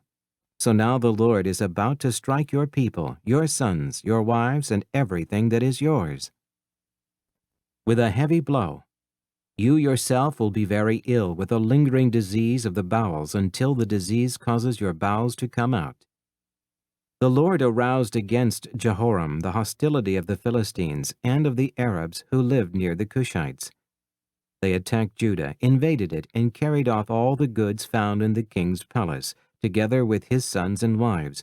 Not a son was left to him except Ahaziah, the youngest. After all this, the Lord afflicted Jehoram with an incurable disease of the bowels. In the course of time, at the end of the 2nd year, his bowels came out because of the disease, and he died in great pain. His people made no fire in his honor, as they had for his fathers. Jehoram was 32 years old when he became king, and he reigned in Jerusalem 8 years. He passed away to no one's regret, and was buried in the city of David, but not in the tombs of the kings.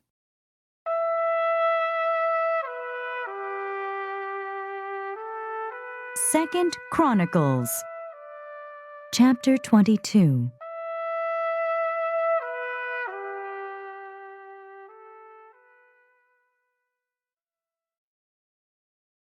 Ahaziah, king of Judah. The people of Jerusalem made Ahaziah, Jehoram's youngest son, king in his place, since the raiders who came with the Arabs into the camp had killed all the older sons. So Ahaziah, son of Jehoram, king of Judah, began to reign.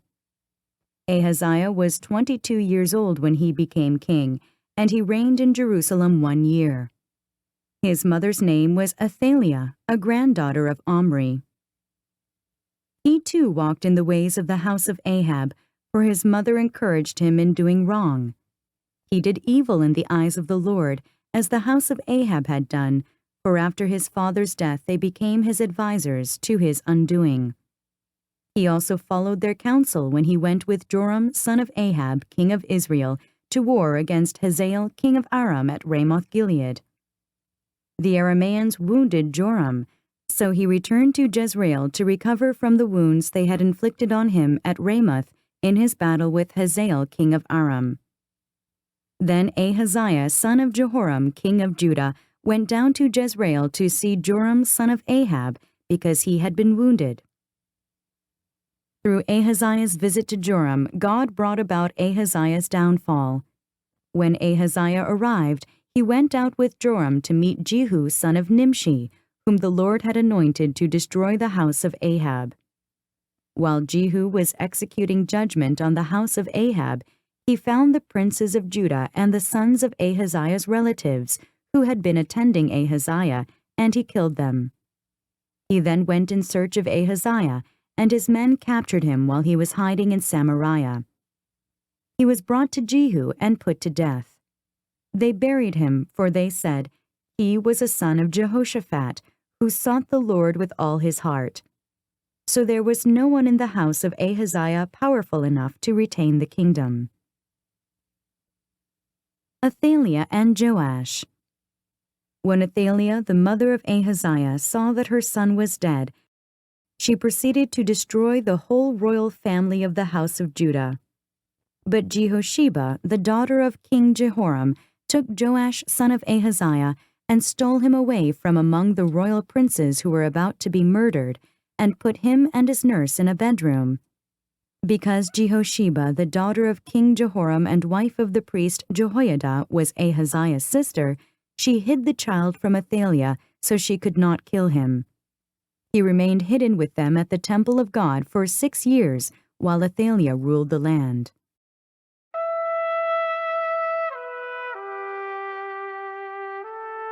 Second Chronicles, chapter 23.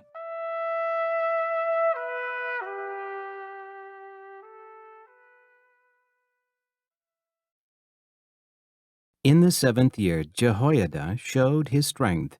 He made a covenant with the commanders of units of 100. Azariah, son of Jehoram, Ishmael, son of Jehohanan, Azariah, son of Obed, Messiah, son of Adiah, and Elishaphat, son of Zichri. They went throughout Judah and gathered the Levites and the heads of Israelite families from all the towns. When they came to Jerusalem, the whole assembly made a covenant with the king at the temple of God.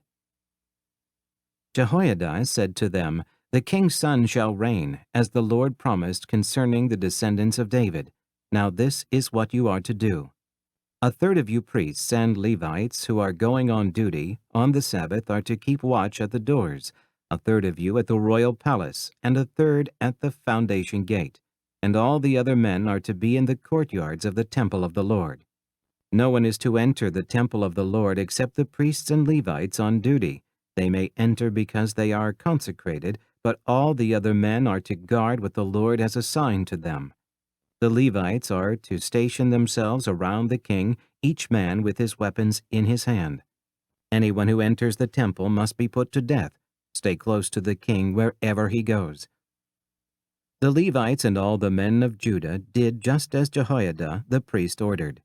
Each one took his men, those who were going on duty on the Sabbath and those who were going off duty, for Jehoiada the priest had not released any of the divisions. Then he gave the commanders of units of 100 the spears and the large and small shields that had belonged to King David, and that were in the temple of gods. He stationed all the men, each with his weapon in his hand, around the king, near the altar and the temple, from the south side to the north side of the temple. Jehoiada and his sons brought out the king's son and put the crown on him. They presented him with a copy of the covenant and proclaimed him king. They anointed him and shouted, "Long live the king!" When Athaliah heard the noise of the people running and cheering the king, she went to them at the temple of the Lord. She looked, and there was the king standing by his pillar at the entrance. The officers and the trumpeters were beside the king, and all the people of the land were rejoicing and blowing trumpets, and singers with musical instruments were leading the praises. Then Altaiah tore her robes and shouted, "Treason, treason!" Jehoiada the priest sent out the commanders of units of 100, who were in charge of the troops, and said to them, "Bring her out between the ranks, and put to the sword anyone who follows her." For the priest had said, "Do not put her to death at the temple of the Lord." So they seized her as she reached the entrance of the house gate on the palace grounds, and there they put her to death. Jehoiada then made a covenant that he and the people and the king would be the Lord's people. All the people went to the temple of Baal and tore it down. They smashed the altars and idols and killed Mattan, the priest of Baal, in front of the altars. Then Jehoiada placed the oversight of the temple of the Lord in the hands of the priests, who were Levites, to whom David had made assignments in the temple to present the burnt offerings of the Lord as written in the law of Moses, with rejoicing and singing as David had ordered. He also stationed doorkeepers at the gates of the Lord's temple, so that no one was in any way unclean might enter. He took with him the commanders of hundreds, the nobles, the rulers of the people, and all the people of the land, and brought the king down from the temple of the Lord. They went into the palace through the upper gate and seated the king on the royal throne, and all the people of the land rejoiced, and the city was quiet because Athaliah had been slain with the sword.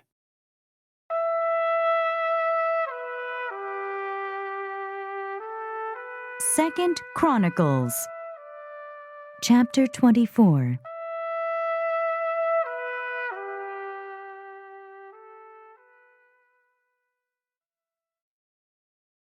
Joash repairs the temple.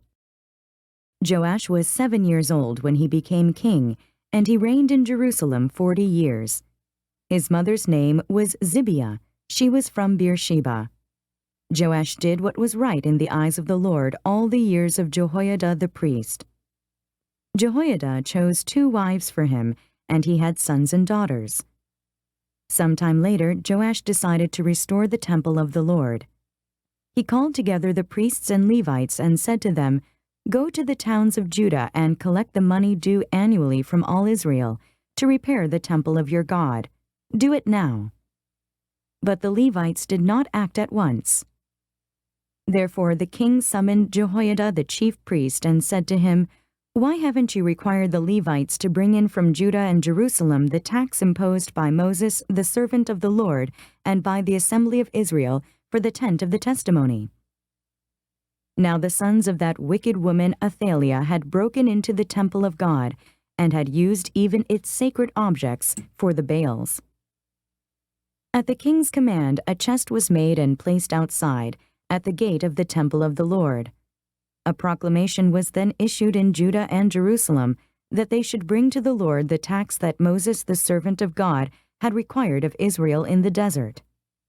All the officials and all the people brought their contributions gladly, dropping them into the chest until it was full. Whenever the chest was brought in by the Levites to the king's officials, and they saw that there was a large amount of money, the royal secretary and the officer of the chief priest would come and empty the chest and carry it back to its place. They did this regularly and collected a great amount of money. The king and Jehoiada gave it to the men who carried out the work required for the temple of the Lord. They hired masons and carpenters to restore the Lord's temple, and also workers in iron and bronze to repair the temple. The men in charge of the work were diligent, and the repairs progressed under them. They rebuilt the temple of God according to its original design and reinforced it. When they had finished, they brought the rest of the money to the king and Jehoiada, and with it were made articles for the Lord's temple, articles for the service and for the burnt offerings, and also dishes and other objects of gold and silver. As long as Jehoiada lived, burnt offerings were presented continually in the temple of the Lord. Now Jehoiada was old and full of years, and he died at the age of 130. He was buried with the kings in the city of David, because of the good he had done in Israel for God and his temple. The wickedness of Joash. After the death of Jehoiada, the officials of Judah came and paid homage to the king, and he listened to them. They abandoned the temple of the Lord, the God of their fathers, and worshipped Asherah poles and idols. Because of their guilt, God's anger came upon Judah and Jerusalem. Although the Lord sent prophets to the people to bring them back to him, and though they testified against them, they would not listen. Then the Spirit of God came upon Zechariah, son of Jehoiada the priest. He stood before the people and said, "This is what God says. Why do you disobey the Lord's commands? You will not prosper. Because you have forsaken the Lord, he has forsaken you." But they plotted against him, and by order of the king they stoned him to death in the courtyard of the Lord's temple.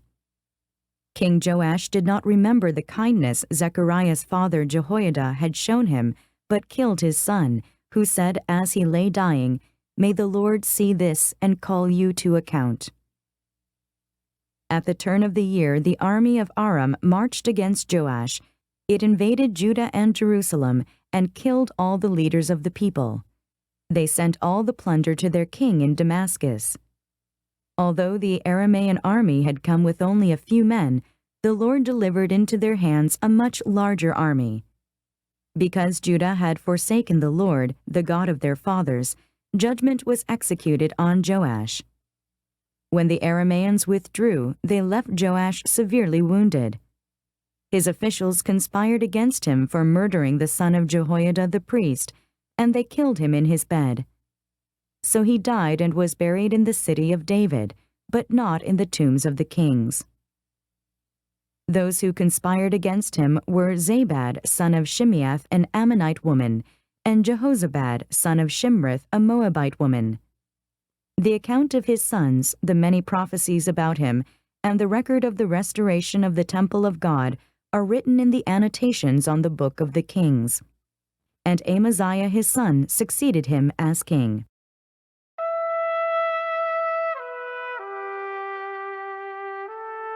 Second Chronicles, chapter 25.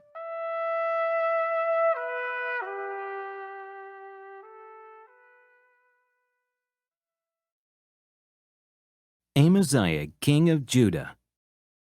Amaziah was 25 years old when he became king, and he reigned in Jerusalem 29 years. His mother's name was Jehoaddin. She was from Jerusalem. He did what was right in the eyes of the Lord, but not wholeheartedly. After the kingdom was firmly in his control, he executed the officials who had murdered his father, the king. Yet he did not put their sons to death, but acted in accordance with what is written in the law, in the book of Moses, where the Lord commanded, "Fathers shall not be put to death for their children, nor children put to death for their fathers. Each is to die for his own sins." Amaziah called the people of Judah together and assigned them according to their families to commanders of thousands and commanders of hundreds, for all Judah and Benjamin. He then mustered those 20 years old or more and found that there were 300,000 men ready for military service, able to handle the spear and shield. He also hired 100,000 fighting men from Israel for 100 talents of silver. But a man of God came to him and said, "O king, these troops from Israel must not march with you, for the Lord is not with Israel, not with any of the people of Ephraim. Even if you go and fight courageously in battle, God will overthrow you before the enemy, for God has the power to help or to overthrow." Amaziah asked the man of God, "But what about the 100 talents I paid for these Israelite troops?" The man of God replied, "The Lord can give you much more than that." So Amaziah dismissed the troops who had come to him from Ephraim and sent them home. They were furious with Judah and left for home in a great rage.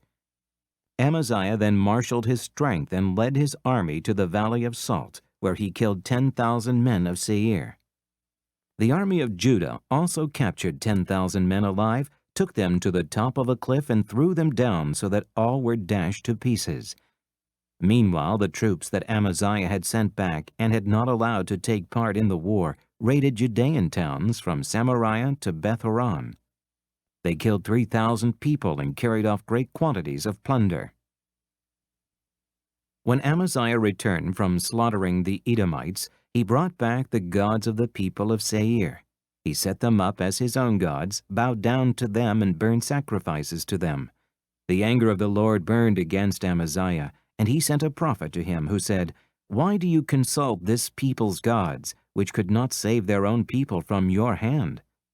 While he was still speaking, the king said to him, "Have we appointed you an adviser to the king? Stop. Why be struck down?" So the prophet stopped, but said, "I know that God has determined to destroy you because you have done this and have not listened to my counsel." After Amaziah, king of Judah, consulted his advisers, he sent this challenge to Jehoash, son of Jehoaz, the son of Jehu, king of Israel. "Come meet me face to face." But Jehoash, king of Israel, replied to Amaziah, king of Judah, "A thistle in Lebanon sent a message to a cedar in Lebanon, 'Give your daughter to my son in marriage.' Then a wild beast in Lebanon came along and trampled the thistle underfoot.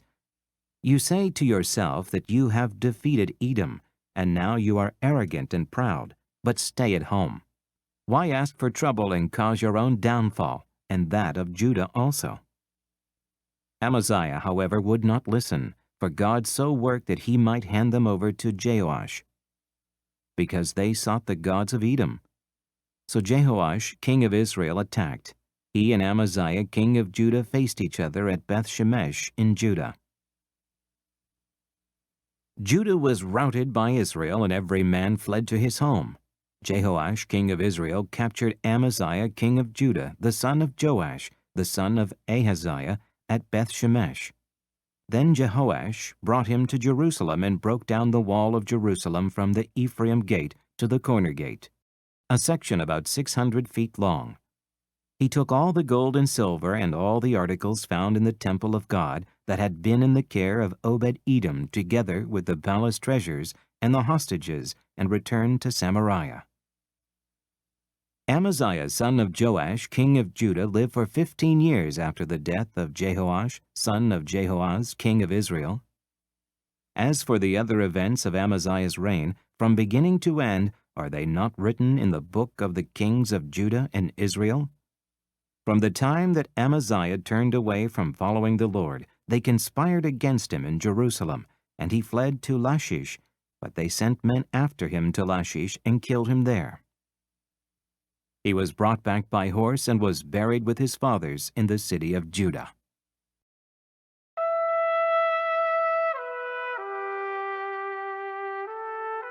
Second Chronicles, chapter 26.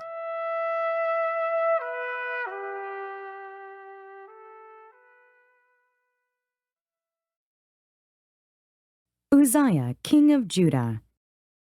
Then all the people of Judah took Uzziah, who was 16 years old, and made him king in place of his father Amaziah. He was the one who rebuilt Elath and restored it to Judah after Amaziah rested with his fathers. Uzziah was 16 years old when he became king, and he reigned in Jerusalem 52 years. His mother's name was Jecholiah. She was from Jerusalem. He did what was right in the eyes of the Lord, just as his father Amaziah had done. He sought God during the days of Zechariah, who instructed him in the fear of God. As long as he sought the Lord, God gave him success. He went to war against the Philistines and broke down the walls of Gath, Jabneh, and Ashdod. He then rebuilt towns near Ashdod and elsewhere among the Philistines. God helped him against the Philistines and against the Arabs who lived in Gur-Baal and against the Maonites. The Ammonites brought tribute to Uzziah, and his fame spread as far as the border of Egypt because he had become very powerful. Uzziah built towers in Jerusalem at the corner gate, at the valley gate, and at the angle of the wall, and he fortified them. He also built towers in the desert and dug many cisterns, because he had much livestock in the foothills and in the plain. He had people working his fields and vineyards in the hills and in the fertile lands, for he loved the soil. Uzziah had a well-trained army, ready to go out by divisions according to their numbers as mustered by Jael, the secretary, and Messiah, the officer under the direction of Hananiah, one of the royal officials. The total number of family leaders over the fighting men was 2,600. Under their command was an army of 307,500 men trained for war, a powerful force to support the king against his enemies. Uzziah provided shields, spears, helmets, coats of armor, bows, and slingstones for the entire army. In Jerusalem, he made machines designed by skillful men for use on the towers and on the corner defenses to shoot arrows and hurl large stones. His fame spread far and wide, for he was greatly helped until he became powerful. But after Uzziah became powerful, his pride led to his downfall. He was unfaithful to the Lord his God and entered the temple of the Lord to burn incense on the altar of incense. Azariah the priest with 80 other courageous priests of the Lord followed him in. They confronted him and said, "It is not right for you, Uzziah, to burn incense to the Lord. That is for the priests, the descendants of Aaron, who have been consecrated to burn incense. Leave the sanctuary, for you have been unfaithful, and you will not be honored by the Lord God." Uzziah, who had a censer in his hand ready to burn incense, became angry.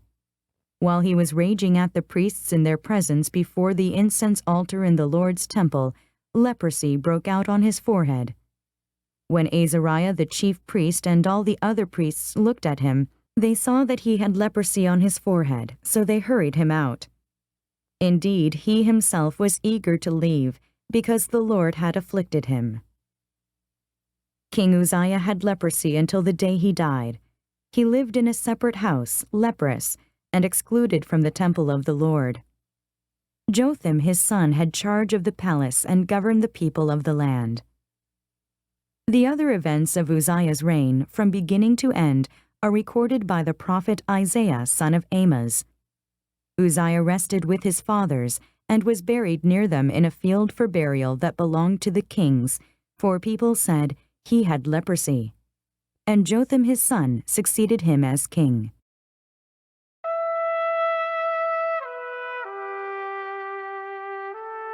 Second Chronicles, chapter 27.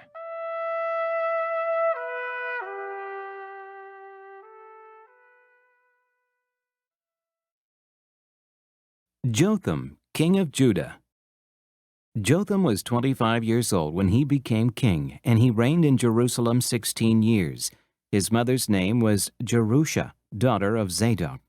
He did what was right in the eyes of the Lord, just as his father Uzziah had done, but unlike him he did not enter the temple of the Lord.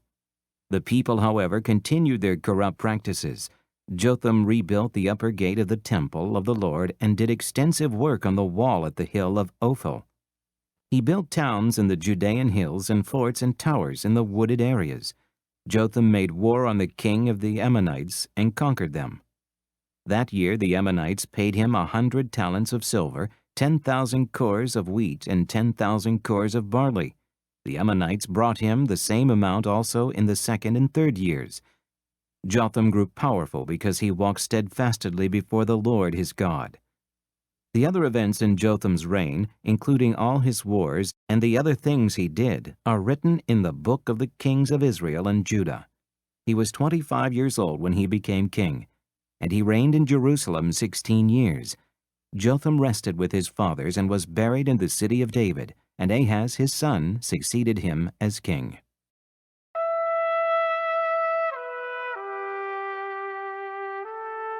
Second Chronicles, chapter 28.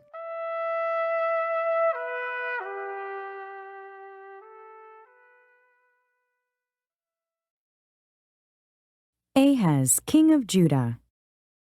Ahaz was 20 years old when he became king, and he reigned in Jerusalem 16 years.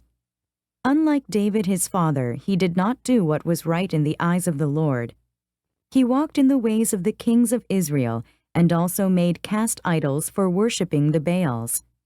He burned sacrifices in the valley of Ben-Hinnom, and sacrificed his sons in the fire, following the detestable ways of the nations the Lord had driven out before the Israelites. He offered sacrifices and burned incense at the high places, on the hilltops, and under every spreading tree. Therefore the Lord his God handed him over to the king of Aram. The Arameans defeated him and took many of his people as prisoners and brought them to Damascus. He was also given into the hands of the king of Israel, who inflicted heavy casualties on him. In one day, Pekah, son of Remaliah, killed 120,000 soldiers in Judah, because Judah had forsaken the Lord, the God of their fathers.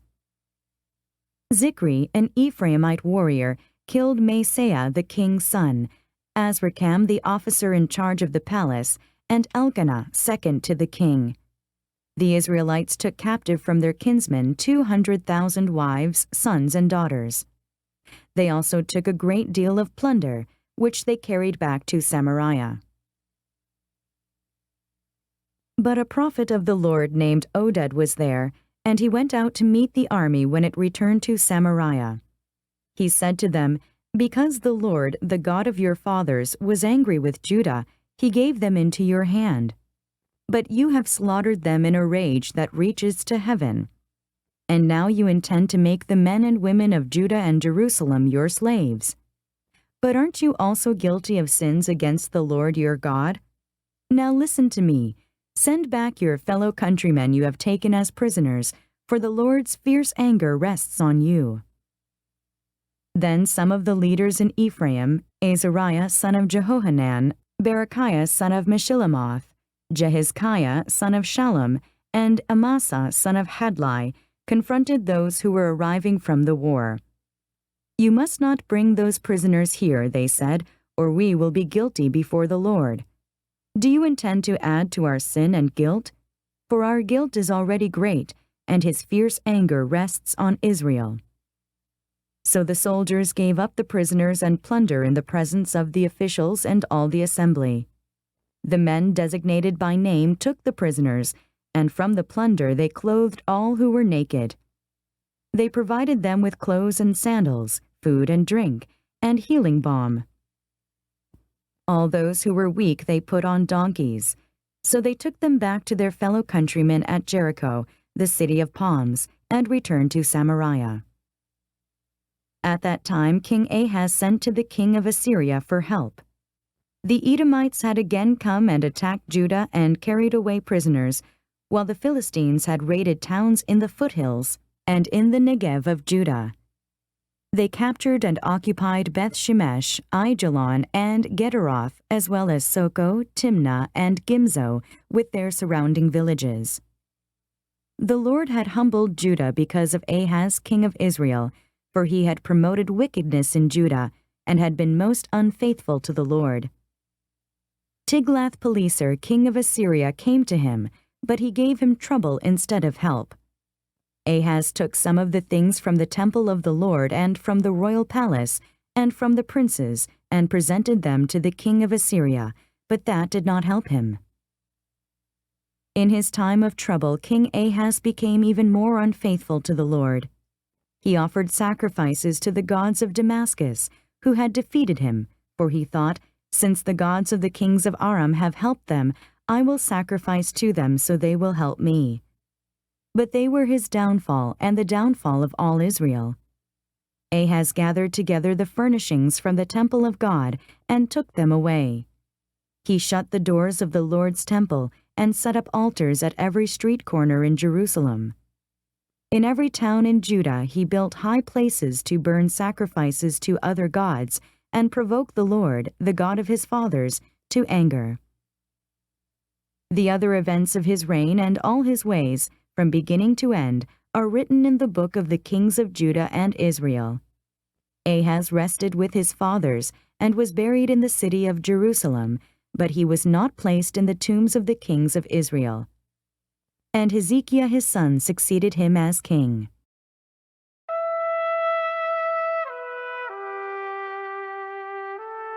Second Chronicles, chapter 29.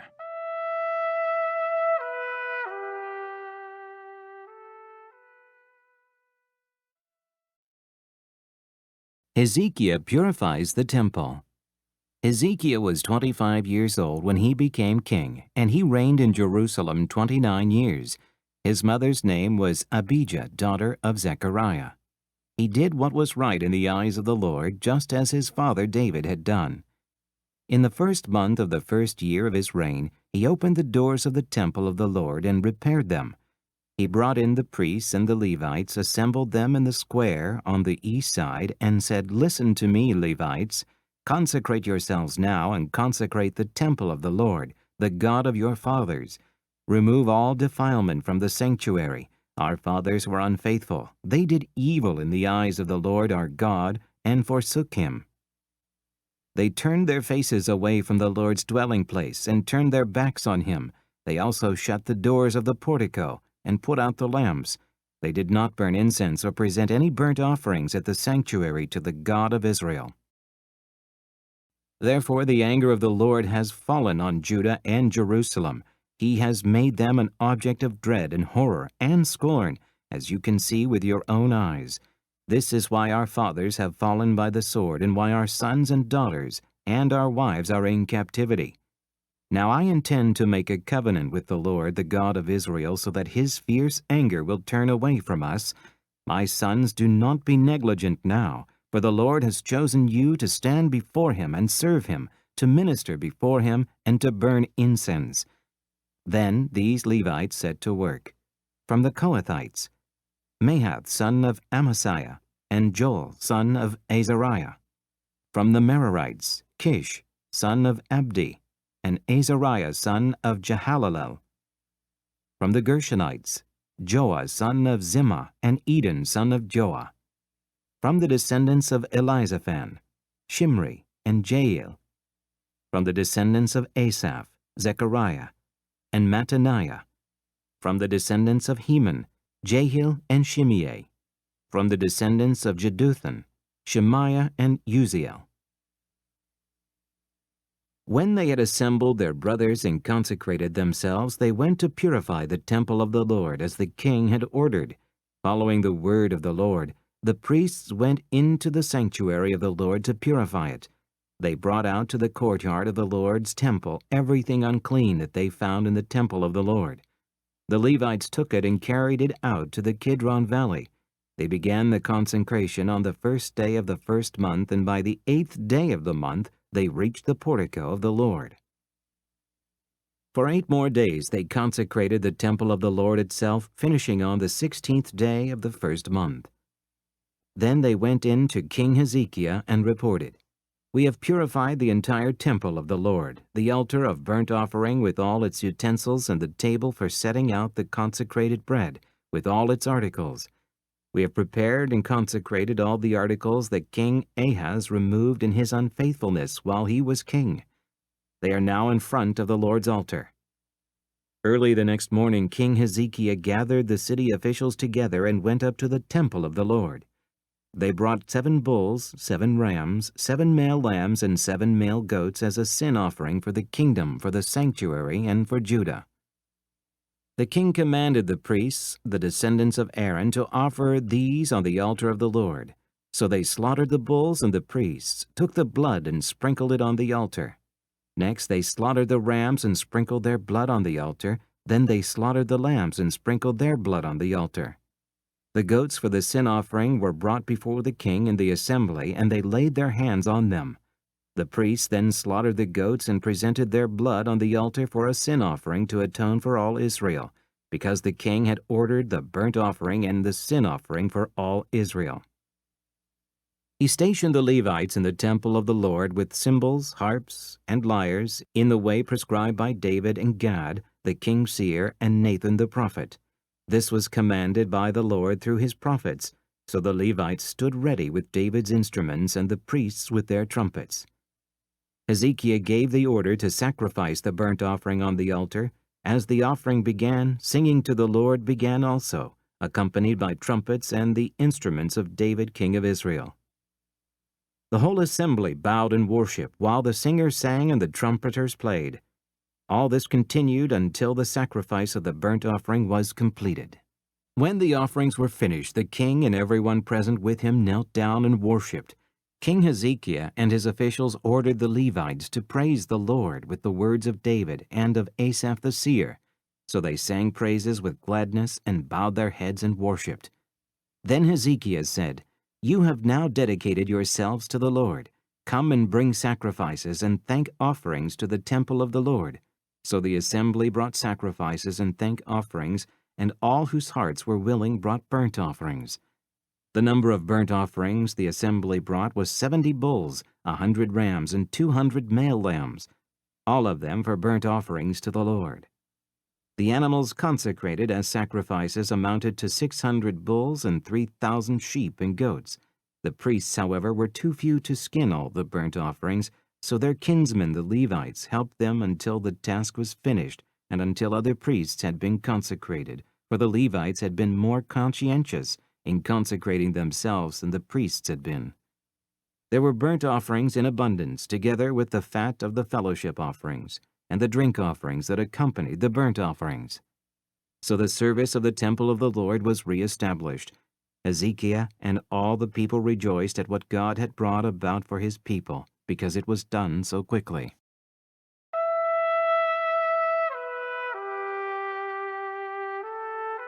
Second Chronicles, chapter 30.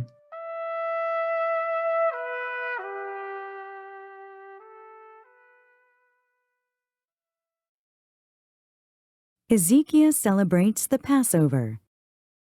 Hezekiah sent word to all Israel and Judah, and also wrote letters to Ephraim and Manasseh, inviting them to come to the temple of the Lord in Jerusalem and celebrate the Passover to the Lord, the God of Israel. The king and his officials and the whole assembly in Jerusalem decided to celebrate the Passover in the 2nd month. They had not been able to celebrate it at the regular time because not enough priests had consecrated themselves and the people had not assembled in Jerusalem. The plan seemed right both to the king and to the whole assembly. They decided to send a proclamation throughout Israel, from Beersheba to Dan, calling the people to come to Jerusalem and celebrate the Passover to the Lord, the God of Israel. It had not been celebrated in large numbers according to what was written. At the king's command, couriers went throughout Israel and Judah with letters from the king and from his officials, which read, "People of Israel, return to the Lord, the God of Abraham, Isaac, and Israel, that he may return to you who are left, who have escaped from the hand of the kings of Assyria. Do not be like your fathers and brothers, who were unfaithful to the Lord, the God of their fathers, so that he made them an object of horror, as you see. Do not be stiff-necked as your fathers were. Submit to the Lord. Come to the sanctuary which he has consecrated forever. Serve the Lord your God, so that his fierce anger will turn away from you. If you return to the Lord, then your brothers and your children will be shown compassion by their captors, and will come back to this land, for the Lord your God is gracious and compassionate. He will not turn his face from you if you return to him." The couriers went from town to town in Ephraim and Manasseh, as far as Zebulun, but the people scorned and ridiculed them. Nevertheless, some men of Asher, Manasseh, and Zebulun humbled themselves and went to Jerusalem. Also in Judah, the hand of God was on the people to give them unity of mind to carry out what the king and his officials had ordered, following the word of the Lord. A very large crowd of people assembled in Jerusalem to celebrate the Feast of Unleavened Bread in the 2nd month. They removed the altars in Jerusalem and cleared away the incense altars and threw them into the Kidron Valley. They slaughtered the Passover lamb on the 14th day of the 2nd month. The priests and the Levites were ashamed and consecrated themselves and brought burnt offerings to the temple of the Lord. Then they took up their regular positions as prescribed in the law of Moses, the man of God. The priests sprinkled the blood handed to them by the Levites. Since many in the crowd had not consecrated themselves, the Levites had to kill the Passover lambs for all those who were not ceremonially clean and could not consecrate their lambs to the Lord. Although most of the many people who came from Ephraim, Manasseh, Issachar, and Zebulun had not purified themselves, yet they ate the Passover, contrary to what was written. But Hezekiah prayed for them, saying, "May the Lord, who is good, pardon everyone who sets his heart on seeking God, the Lord, the God of his fathers, even if he is not clean according to the rules of the sanctuary." And the Lord heard Hezekiah and healed the people.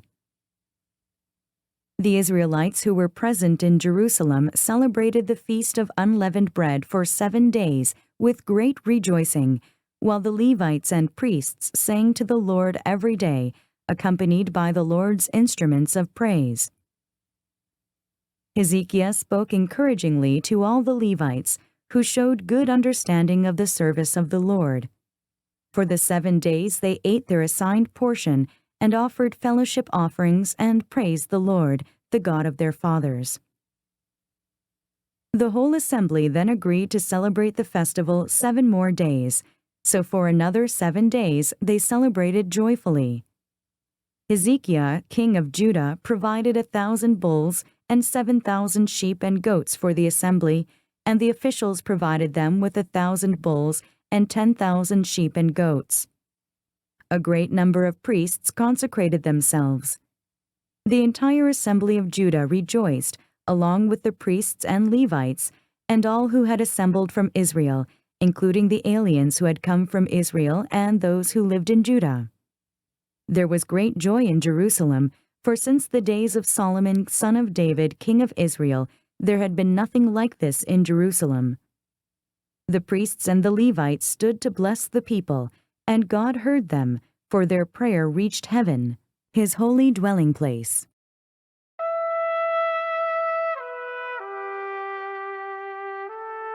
Second Chronicles, chapter 31.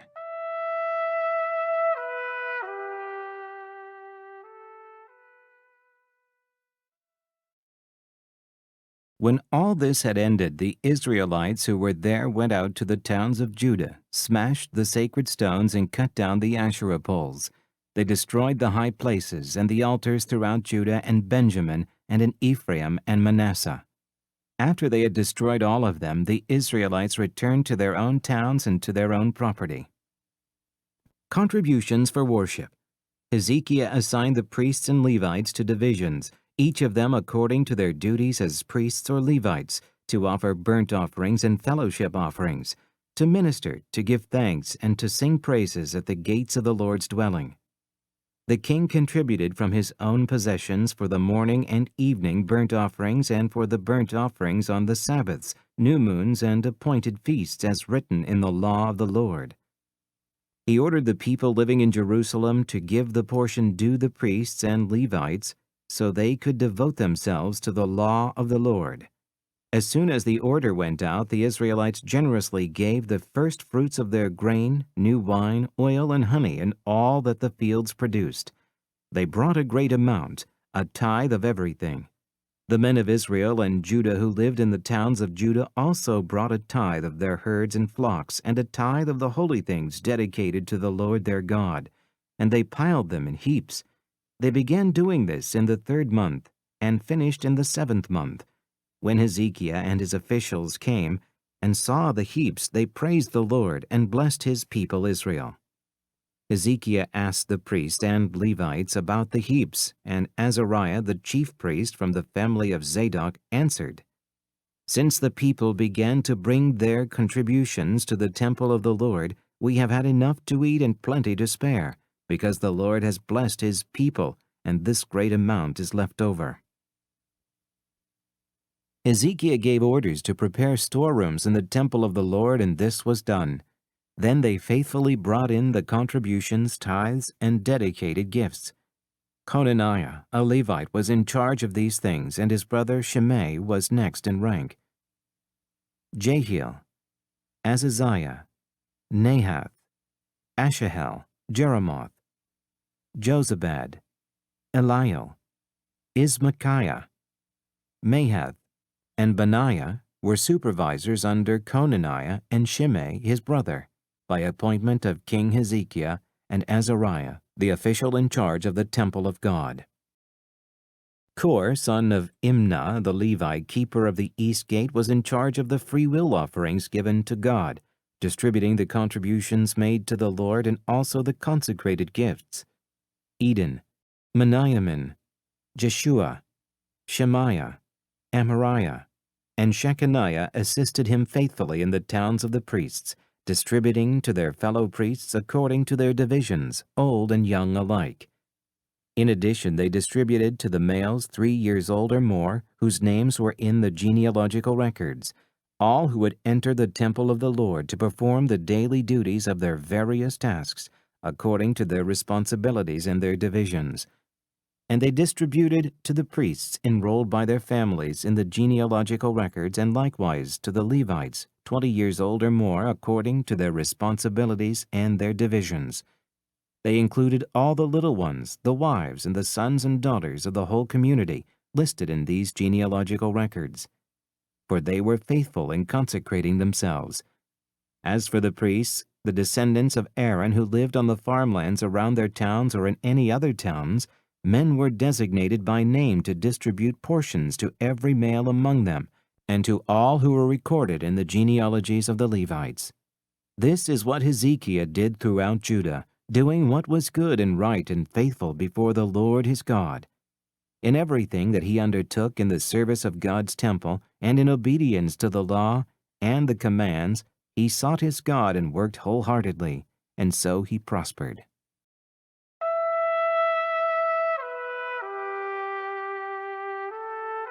Second Chronicles, Chapter 32.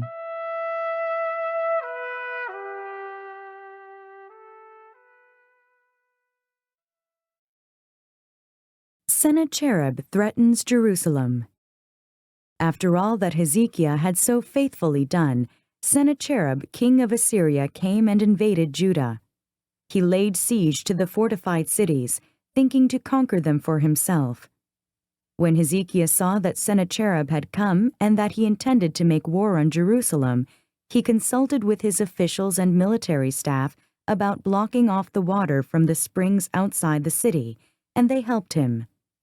A large force of men assembled, and they blocked all the springs and the stream that flowed through the land. "Why should the kings of Assyria come and find plenty of water?" they said. Then he worked hard repairing all the broken sections of the wall and building towers on it. He built another wall outside that one and reinforced the supporting terraces of the city of David. He also made large numbers of weapons and shields. He appointed military officers over the people and assembled them before him in the square at the city gate and encouraged them with these words: "Be strong and courageous. Do not be afraid or discouraged because of the king of Assyria and the vast army with him, for there is a greater power with us than with him. With him is only the arm of flesh, but with us is the Lord our God to help us and to fight our battles." And the people gained confidence from what Hezekiah the king of Judah said. Later, when Sennacherib, king of Assyria, and all his forces were laying siege to Lachish, he sent his officers to Jerusalem with this message for Hezekiah, king of Judah, and for all the people of Judah who were there. "This is what Sennacherib, king of Assyria, says: On what are you basing your confidence that you remain in Jerusalem under siege? When Hezekiah says, 'The Lord our God will save us from the hand of the king of Assyria,' he is misleading you to let you die of hunger and thirst. Did not Hezekiah himself remove this God's high places and altars, saying to Judah and Jerusalem, 'You must worship before one altar and burn sacrifices on it'? Do you not know what I and my fathers have done to all the peoples of the other lands? Were the gods of those nations ever able to deliver their land from my hand? Who of all the gods of these nations that my fathers destroyed has been able to save his people from me? How then can your God deliver you from my hand? Now do not let Hezekiah deceive you and mislead you like this.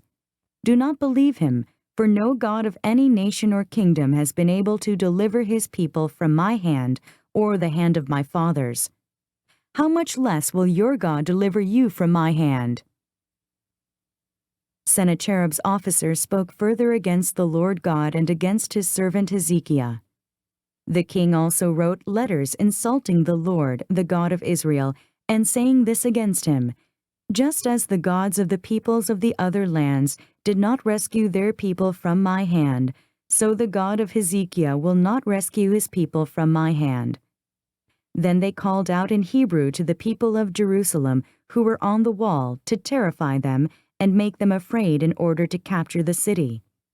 They spoke about the God of Jerusalem as they did about the gods of the other peoples of the world, the work of men's hands. King Hezekiah and the prophet Isaiah, son of Amoz, cried out in prayer to heaven about this.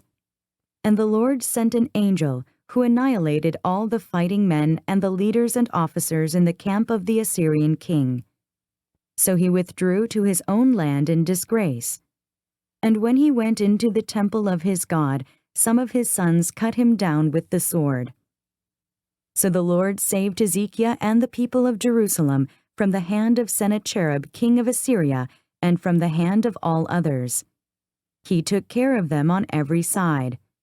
Many brought offerings to Jerusalem for the Lord and valuable gifts for Hezekiah, king of Judah. From then on, he was highly regarded by all the nations. Hezekiah's pride, success, and death. In those days, Hezekiah became ill and was at the point of death. He prayed to the Lord, who answered him and gave him a miraculous sign. But Hezekiah's heart was proud, and he did not respond to the kindness shown him, Therefore the Lord's wrath was on him and on Judah and Jerusalem. Then Hezekiah repented of the pride of his heart, as did the people of Jerusalem. Therefore the Lord's wrath did not come upon them during the days of Hezekiah. Hezekiah had very great riches and honor, and he made treasuries for his silver and gold, and for his precious stones, spices, shields, and all kinds of valuables. He also made buildings to store the harvest of grain, new wine, and oil, and he made stalls for various kinds of cattle, and pens for the flocks. He built villages and acquired great numbers of flocks and herds, for God had given him very great riches. It was Hezekiah who blocked the upper outlet of the Gihon spring and channeled the water down to the west side of the city of David. He succeeded in everything he undertook. But when envoys were sent by the rulers of Babylon to ask him about the miraculous sign that had occurred in the land, God left him to test him and to know everything that was in his heart. The other events of Hezekiah's reign and his acts of devotion are written in the vision of the prophet Isaiah, son of Amoz, in the book of the kings of Judah and Israel. Hezekiah rested with his fathers and was buried on the hill where the tombs of David's descendants are. All Judah and the people of Jerusalem honored him when he died. And Manasseh, his son, succeeded him as king.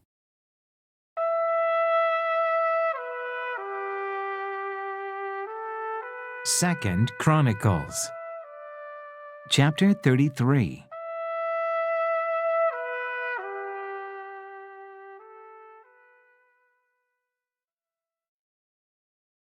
Manasseh, king of Judah. Manasseh was 12 years old when he became king, and he reigned in Jerusalem 55 years. He did evil in the eyes of the Lord, following the detestable practices of the nations the Lord had driven out before the Israelites. He rebuilt the high places his father Hezekiah had demolished. He also erected altars to the Baals and made Asherah poles. He bowed down to all the starry hosts and worshipped them. He built altars in the temple of the Lord, of which the Lord had said, "My name will remain in Jerusalem forever." In both courts of the temple of the Lord he built altars to all the starry hosts. He sacrificed his sons in the fire in the valley of Ben-Hinnom, practiced sorcery, divination, and witchcraft, and consulted mediums and spiritists. He did much evil in the eyes of the Lord, provoking him to anger. He took the carved image he had made and put it in God's temple, of which God had said to David and to his son Solomon, "In this temple and in Jerusalem, which I have chosen out of all the tribes of Israel, I will put my name forever. I will not again make the feet of the Israelites leave the land I assigned to your forefathers, if only they will be careful to do everything I commanded them concerning all the laws, decrees, and ordinances given through Moses." But Manasseh led Judah and the people of Jerusalem astray, so that they did more evil than the nations the Lord had destroyed before the Israelites. The Lord spoke to Manasseh and his people, but they paid no attention. So the Lord brought against them the army commanders of the king of Assyria, who took Manasseh prisoner, put a hook in his nose, bound him with bronze shackles, and took him to Babylon. In his distress he sought the favor of the Lord his God and humbled himself greatly before the God of his fathers. And when he prayed to him, the Lord was moved by his entreaty and listened to his plea. So he brought him back to Jerusalem and to his kingdom. Then Manasseh knew that the Lord is God. Afterward he rebuilt the outer wall of the city of David west of the Gihon spring in the valley, as far as the entrance of the fish gate and encircling the hill of Ophel. He also made it much higher. He stationed military commanders in all the fortified cities in Judah. He got rid of the foreign gods and removed the image from the temple of the Lord, as well as all the altars he had built on the temple hill and in Jerusalem, and he threw them out of the city. Then he restored the altar of the Lord and sacrificed fellowship offerings and thank offerings on it, and told Judah to serve the Lord, the God of Israel. The people, however, continued to sacrifice at the high places, but only to the Lord their God. The other events of Manasseh's reign, including his prayer to his God and the words the seers spoke to him in the name of the Lord, the God of Israel, are written in the annals of the kings of Israel. His prayer and how God was moved by his entreaty, as well as all his sins and unfaithfulness, and the sites where he built high places and set up Asherah poles and idols before he humbled himself, all are written in the records of the seers.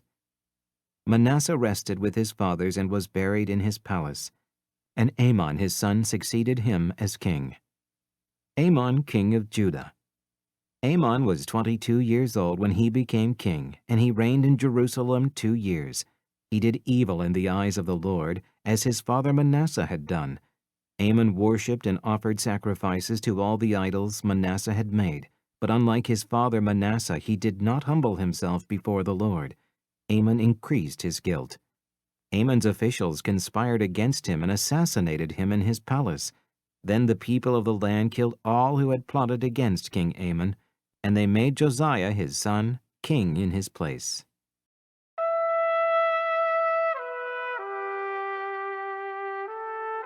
Second Chronicles, chapter 34.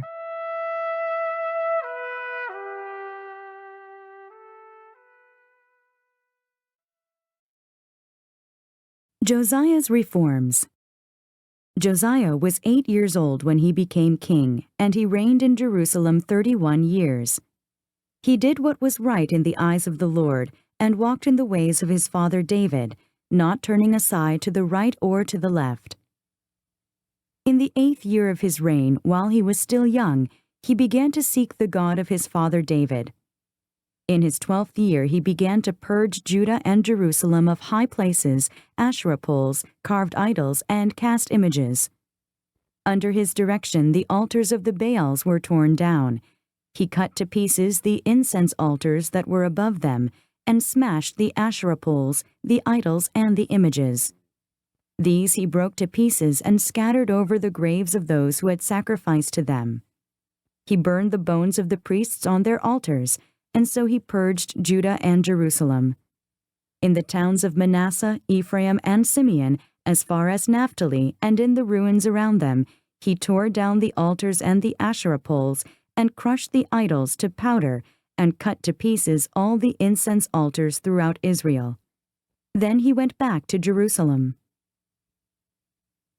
In the 18th year of Josiah's reign, to purify the land and the temple, he sent Shaphan, son of Azaliah, and Maaseiah, the ruler of the city, with Joah, son of Joahaz, the recorder, to repair the temple of the Lord his God. They went to Hilkiah the high priest, and gave him the money that had been brought into the temple of God, which the Levites who were the doorkeepers had collected from the people of Manasseh, Ephraim, and the entire remnant of Israel, and from all the people of Judah and Benjamin, and the inhabitants of Jerusalem. Then they entrusted it to the men appointed to supervise the work on the Lord's temple. These men paid the workers who repaired and restored the temple. They also gave money to the carpenters and builders to purchase dressed stone and timber for joists and beams for the buildings that the kings of Judah had allowed to fall into ruin. The men did the work faithfully. Over them to direct them were Jahath and Obadiah, Levites descended from Merari, and Zechariah and Meshullam, descended from Kohath. The Levites, all who were skilled in playing musical instruments, had charge of the laborers and supervised all the workers from job to job. Some of the Levites were secretaries, scribes, and doorkeepers. The Book of the Law found. While they were bringing out the money that had been taken into the temple of the Lord, Hilkiah the priest found the book of the law of the Lord that had been given through Moses. Hilkiah said to Shaphan the secretary, "I have found the book of the law in the temple of the Lord." He gave it to Shaphan. Then Shaphan took the book to the king and reported to him, "Your officials are doing everything that has been committed to them.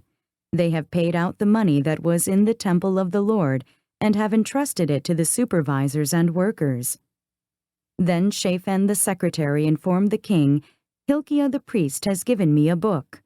And Shaphan read from it in the presence of the king. When the king heard the words of the law, he tore his robes.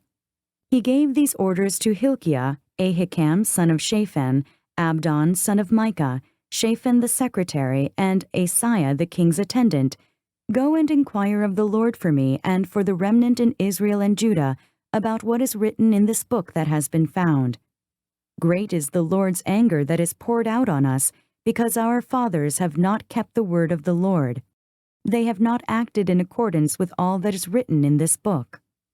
Hilkiah and those the king had sent with him went to speak to the prophetess Huldah, who was the wife of Shallum son of Tokhath, the son of Hasrah, keeper of the wardrobe. She lived in Jerusalem in the 2nd district.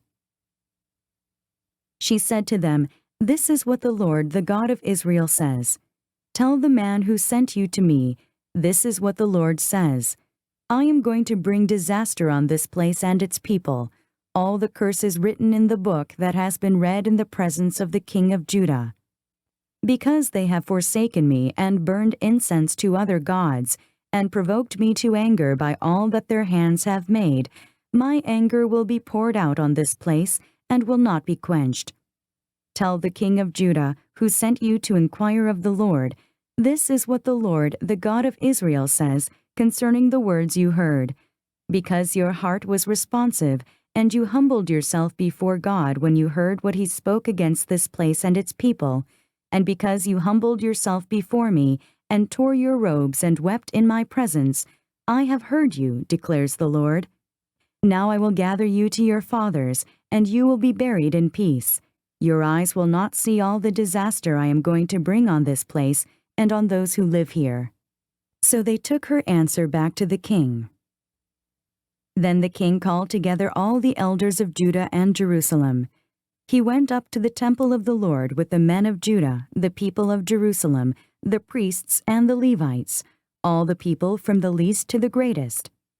He read in their hearing all the words of the book of the covenant, which had been found in the temple of the Lord. The king stood by his pillar and renewed the covenant in the presence of the Lord, to follow the Lord and keep his commands, regulations, and decrees with all his heart and all his soul, and to obey the words of the covenant written in this book. Then he had everyone in Jerusalem and Benjamin pledge themselves to it. The people of Jerusalem did this in accordance with the covenant of God, the God of their fathers. Josiah removed all the detestable idols from all the territory belonging to the Israelites, and he had all who were present in Israel serve the Lord their God. As long as he lived, they did not fail to follow the Lord, the God of their fathers.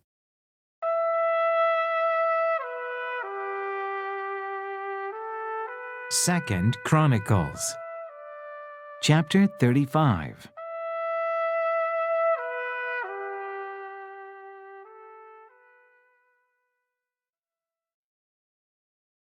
Josiah celebrates the Passover. Josiah celebrated the Passover to the Lord in Jerusalem, and the Passover lamb was slaughtered on the 14th day of the first month. He appointed the priests to their duties and encouraged them in the service of the Lord's temple. He said to the Levites who instructed all Israel and to who had been consecrated to the Lord, "Put the sacred ark in the temple that Solomon, son of David, king of Israel, built. It is not to be carried about on your shoulders. Now serve the Lord your God and his people Israel. Prepare yourselves by families in your divisions according to the directions written by David, king of Israel, and by his son Solomon. Stand in the holy place with a group of Levites for each subdivision of the families of your fellow countrymen, the lay people. Slaughter the Passover lambs.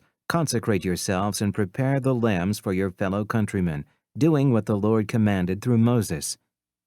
Josiah provided for all the lay people who were there a total of 30,000 sheep and goats for the Passover offerings, and also 3,000 cattle, all from the king's own possessions. His officials also contributed voluntarily to the people and the priests and Levites. Hilkiah, Zechariah, and Jehiel, the administrators of God's temple, gave the priests 2,600 Passover offerings and 300 cattle.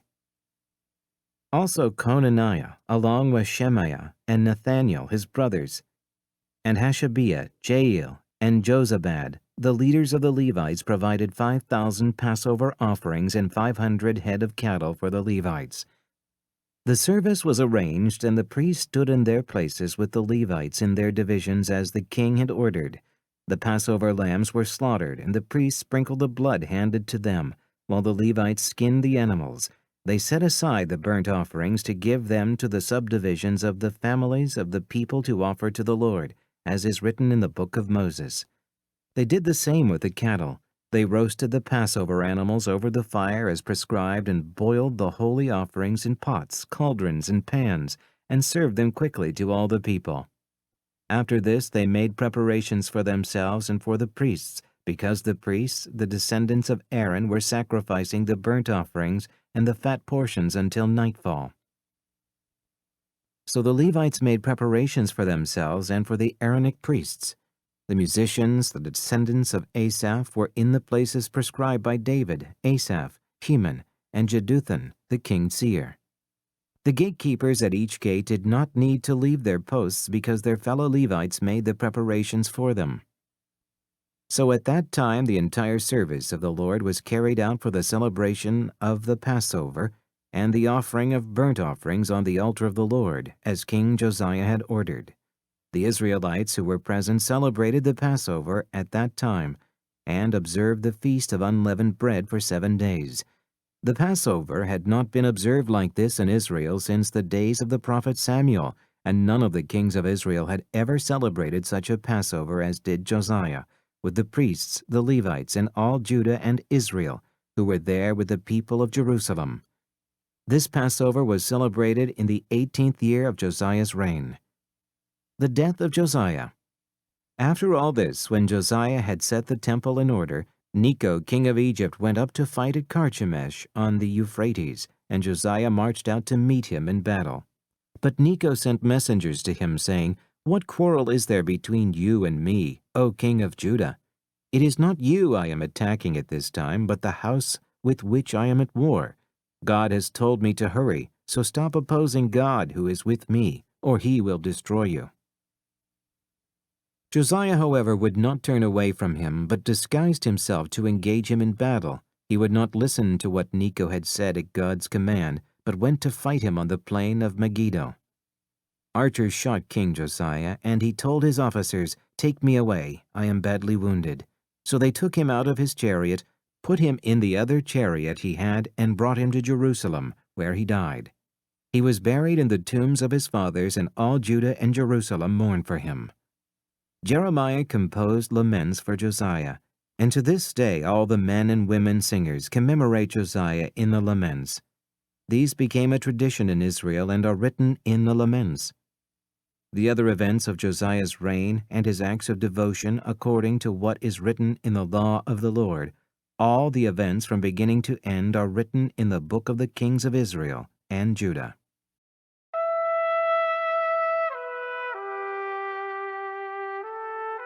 Second Chronicles, chapter 36.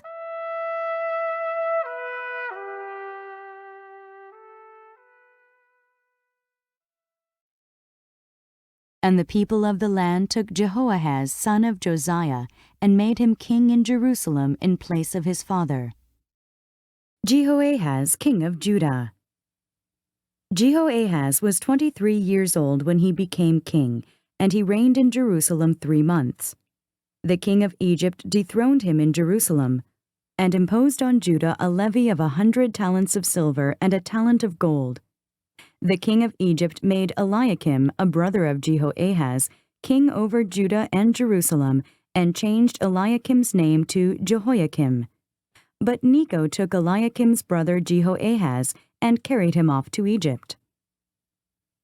Jehoiakim, king of Judah. Jehoiakim was 25 years old when he became king, and he reigned in Jerusalem 11 years. He did evil in the eyes of the Lord his God. Nebuchadnezzar, king of Babylon, attacked him and bound him with bronze shackles to take him to Babylon.